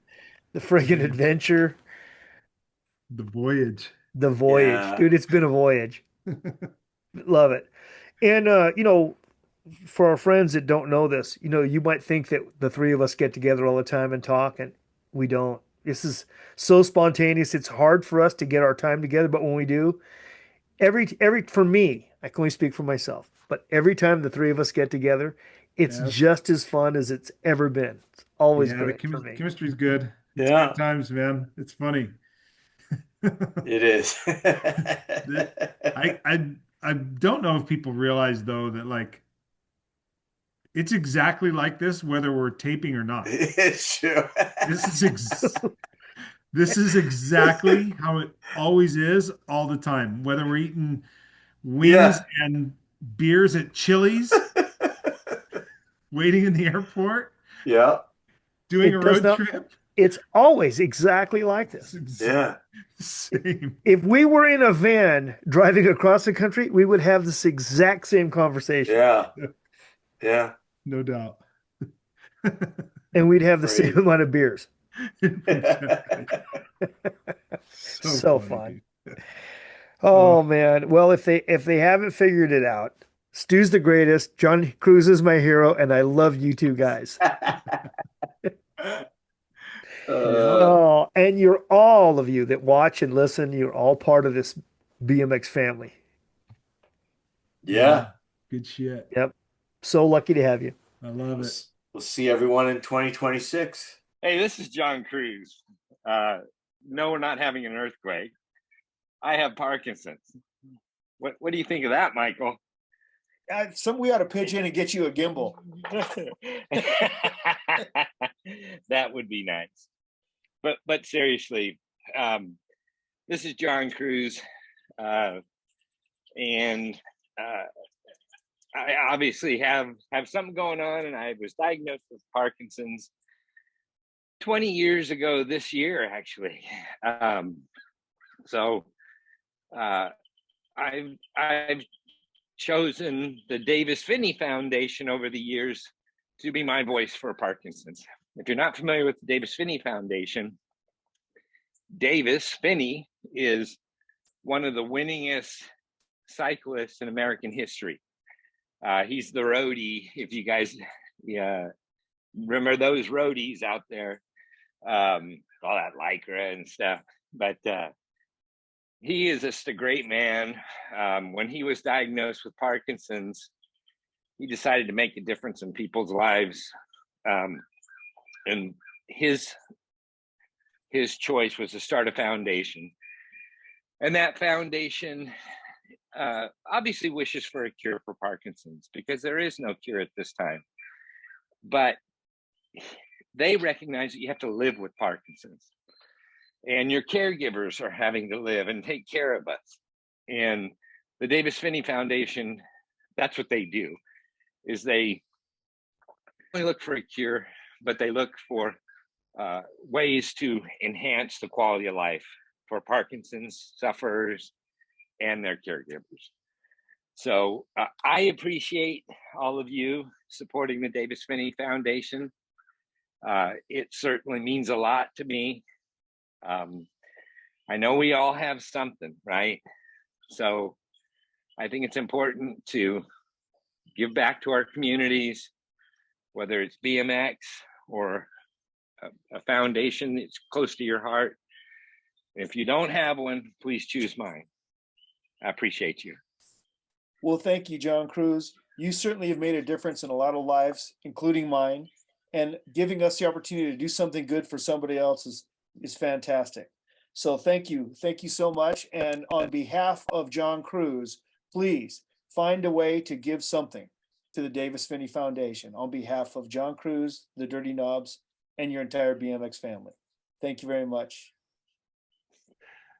Hi, this is Gork from the BMX Hall of Fame here in Tulsa, Oklahoma. We're open Monday through Friday from 9 o'clock till 5 p.m. And come on by, check out the 50 plus years of BMX history. This is our 40th year of the BMX Hall of Fame. We have over 185 inductees and counting. And our Hall of Fame ceremony is going to be this year on September 20th. And we have Hall of Fame weekend, Friday night reception, Saturday a bike show, vintage bike racing, a whole lot of cool activities going on. And then Saturday night is the BMX Hall of Fame ceremony as a ticketed event. So you have to buy your tickets on Ticket Spice, and hope everybody will be there. Hey guys, this is Jeff DeVito, and I am in the MCS Museum inside of JD Cycle Supply. And you guys, you might be familiar with MCS, been around since '76. And we've got a website, mcsbmxracing.com. But I would totally prefer if you guys would buy your products through your local bike shops, your favorite mail orders. Those are the guys that are actually supporting BMX in your area. So try to support them. If they're not carrying our product, have them contact JD Cycle Supply. We're probably the largest BMX distributor. We carry everything from BMX racing to retro to freestyle to big BMX, pretty much everything. Over 50, 60 brands as well. That's jdcyclesupply.com. I'm very happy to be a sponsor now of the Dirty Knobs podcast, and I'm planning on heading out to Dirty Fest this year, which to hang out with all those guys. That'll be really fun. But if you guys are looking for some good products or bike shops. If you're looking for a distributor, hey, we're the place. Talk to you guys soon. Bye.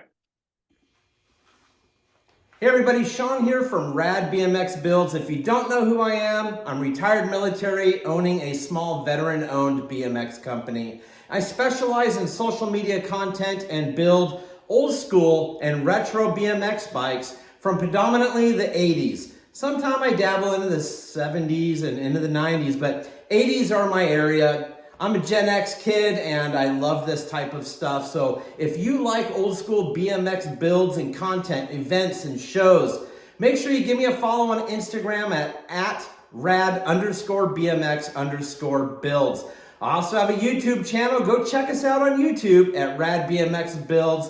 I wish all of you a very merry BMXmas, and as always, stay rad. Hey guys, Matt here from the Nostalgic Neighborhood. We're building a community of friends reconnecting with the best parts of our youth, 80s pop culture, skateboarding, and of course BMX. We've got video coverage of events like the Buckeye Bike Show, Flatland Jams, the BMX Hall of Fame ceremony, and then the Rad event down in Texas with Kevin Hull, Eddie Fiola, and Hollywood himself. Oh, my third dramatic exit. I've shared bike builds, we've relived childhood memories, and I've even started flatland riding at 49. In 2025, we're ramping things up, more BMX, more nostalgia. Join us for the fun over on YouTube and Instagram. Yeah. Well, welcome, riders. My name's Kevin Wilson from the BMXers podcast, and I want to make a personal invitation to all you dirty bastards out there to come and watch. If you're into old school BMX stories, old school trivia, or building old school bikes, I'd like to invite you to come by the BMXers podcast on the BMXers YouTube channel and check us out. Leave me a message, subscribe, leave me a dirty message. It doesn't matter. Want to hear from you. Thanks very much. And keep watching the Dirty Jobs podcast because that's where it's at. Peace out. Thanks for everything. Hi, guys. This is Danny Pena from Danny Pena BMX Racing on YouTube. I like to review BMX races. I love going over BMX magazines such as this, BMX Action being my favorite. Huge fan of the Dirty Knobs podcast. I love the fact that they're giving me some support on this. I love talking about BMX. Please go to my channel. Like, subscribe, comment. I come up with videos just about every week. Love talking BMX. I do a lot of the old stuff, new stuff, mid-school, whatever you want. Come to my channel. Thanks a lot. This is Jay Oaks with BMX Breakthrough. Our mission is to grow the sport at the local level. We've reached out to TOs across the country to say, what is your need to better reach new riders, both young and old? And we've put a financial number to that to make it easier for sponsors and donors to jump in and say, I got this one. You can check out our website, bmxbreakthrough.com. Reach out to me directly, jay@bmxbreakthrough.com. We've got our social media at BMX Breakthrough. We've got the podcast as well. Thank you so much for your support, and let's get more kids and adults on bikes.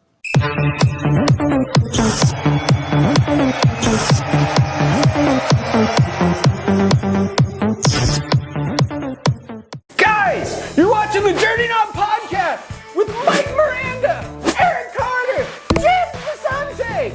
What the heck? Are you enjoying the show? Well, hey, take a minute. Stop. Pause. Go to your computer. TorqueRacing.com. You know what you want to do. TorqueRacing.com. Check it out. You're going to check out the new Pro X frame. You're going to check out the EK frames. You're going to check out the Barbarians. You're going to see the new Torquer shirts. You're going to see the pads. You're going to see all the new stuff. Go to TorqueRacing.com.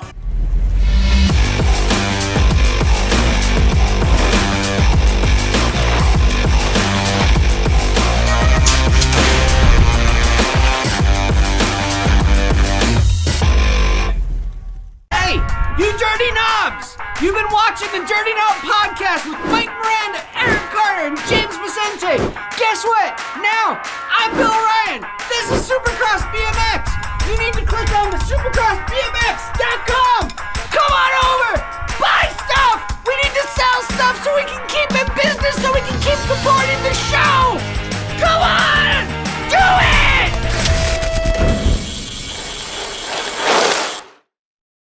Hey folks, this is Mike Rodriguez, aka Mr. Crit. I've been racing and making number plates since 1980. You know, like when they used to do one pedal starts. But you know, Crit Blade has been around for 43 years.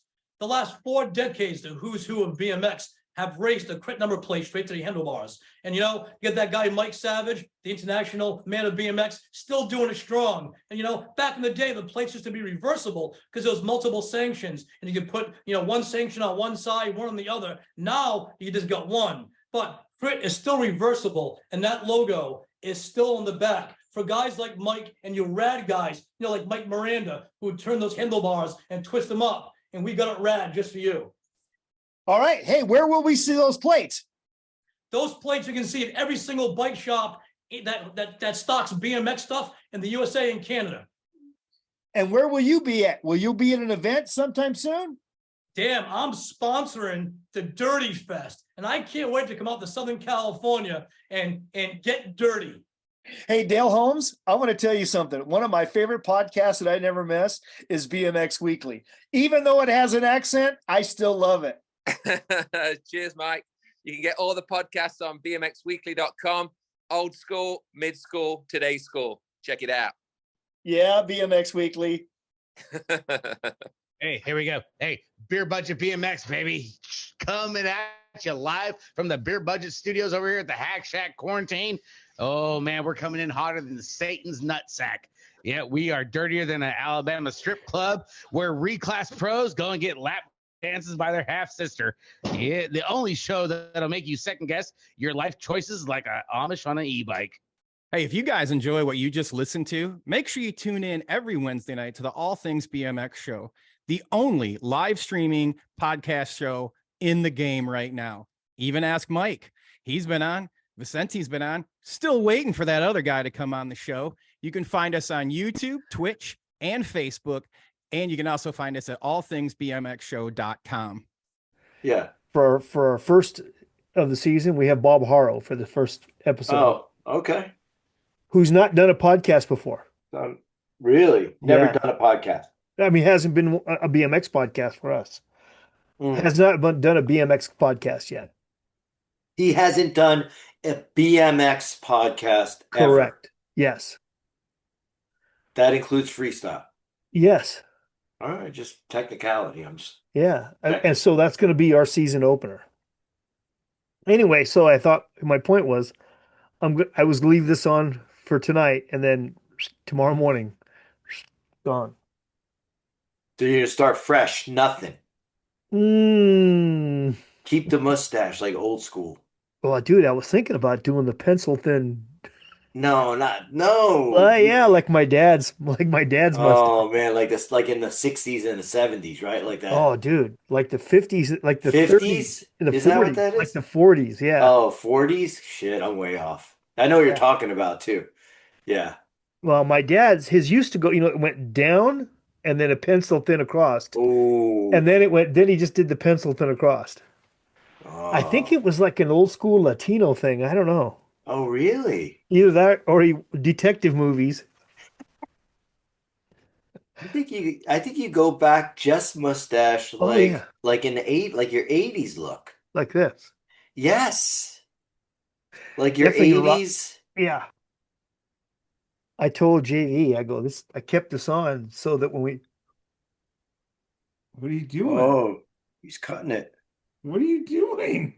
He's gonna cut that off, man. Why are you doing that? I'm making a cut. I'm going to cut it all Shaving down. that shit off, the whole thing. What happened? For our next episode, I'm going to be clean shaven. Oh. Except for JV said leave the 80s mustache. I told him I was going to do one like I thought you were. thin. No, I'm going to cut it off right now. I thought you were just done because Christmas is over and you don't have any more lap sitting to dig. Dude, I raced our last race of the year on the 15th in a Santa outfit. It was so hot. Oh my gosh, dude. I was so hot. But I had my helmet had a Christmas, I had open face little skateboard helmet up, but I had the Santa hat on it. Oh my gosh. Yeah. Dude, Changes to the derby. We need a dunk tank.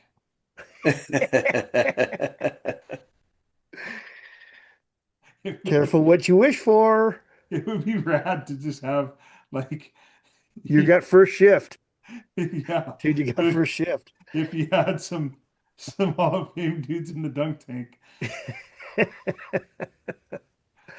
Oh, shit. Did you win? Dude, they were two brothers, younger guys. Came up from Phoenix and raced. Took him out. Dude, I took one out in the first moto, and I took one. No, I'm sorry. I was leading the first moto, and then in the second turn, the guy dove on the inside. Ooh. I cut him off. I totally held him high in the first turn. Yeah. And I waited and waited, and I heard him go, whoa, whoa, whoa, whoa. I go, okay. Then I went straight down the straightaway, and he dove on the inside and pimped me on the second turn. Oh. And I was like, oh, all right. So I took him out in the next race, and then I took his brother out in the third moto. Oh, man. Santa rides dirty, man. Santa got second, first, and won the overall, but man. Those are Christmas presents. Yeah. Yeah. It wasn't just the red noses that were glowing, man. That's right. One guy was bleeding from his elbow. I was like, hey, that's how it goes, baby. He'd come up here and get you some of that Prescott love. Hey, we have a good time.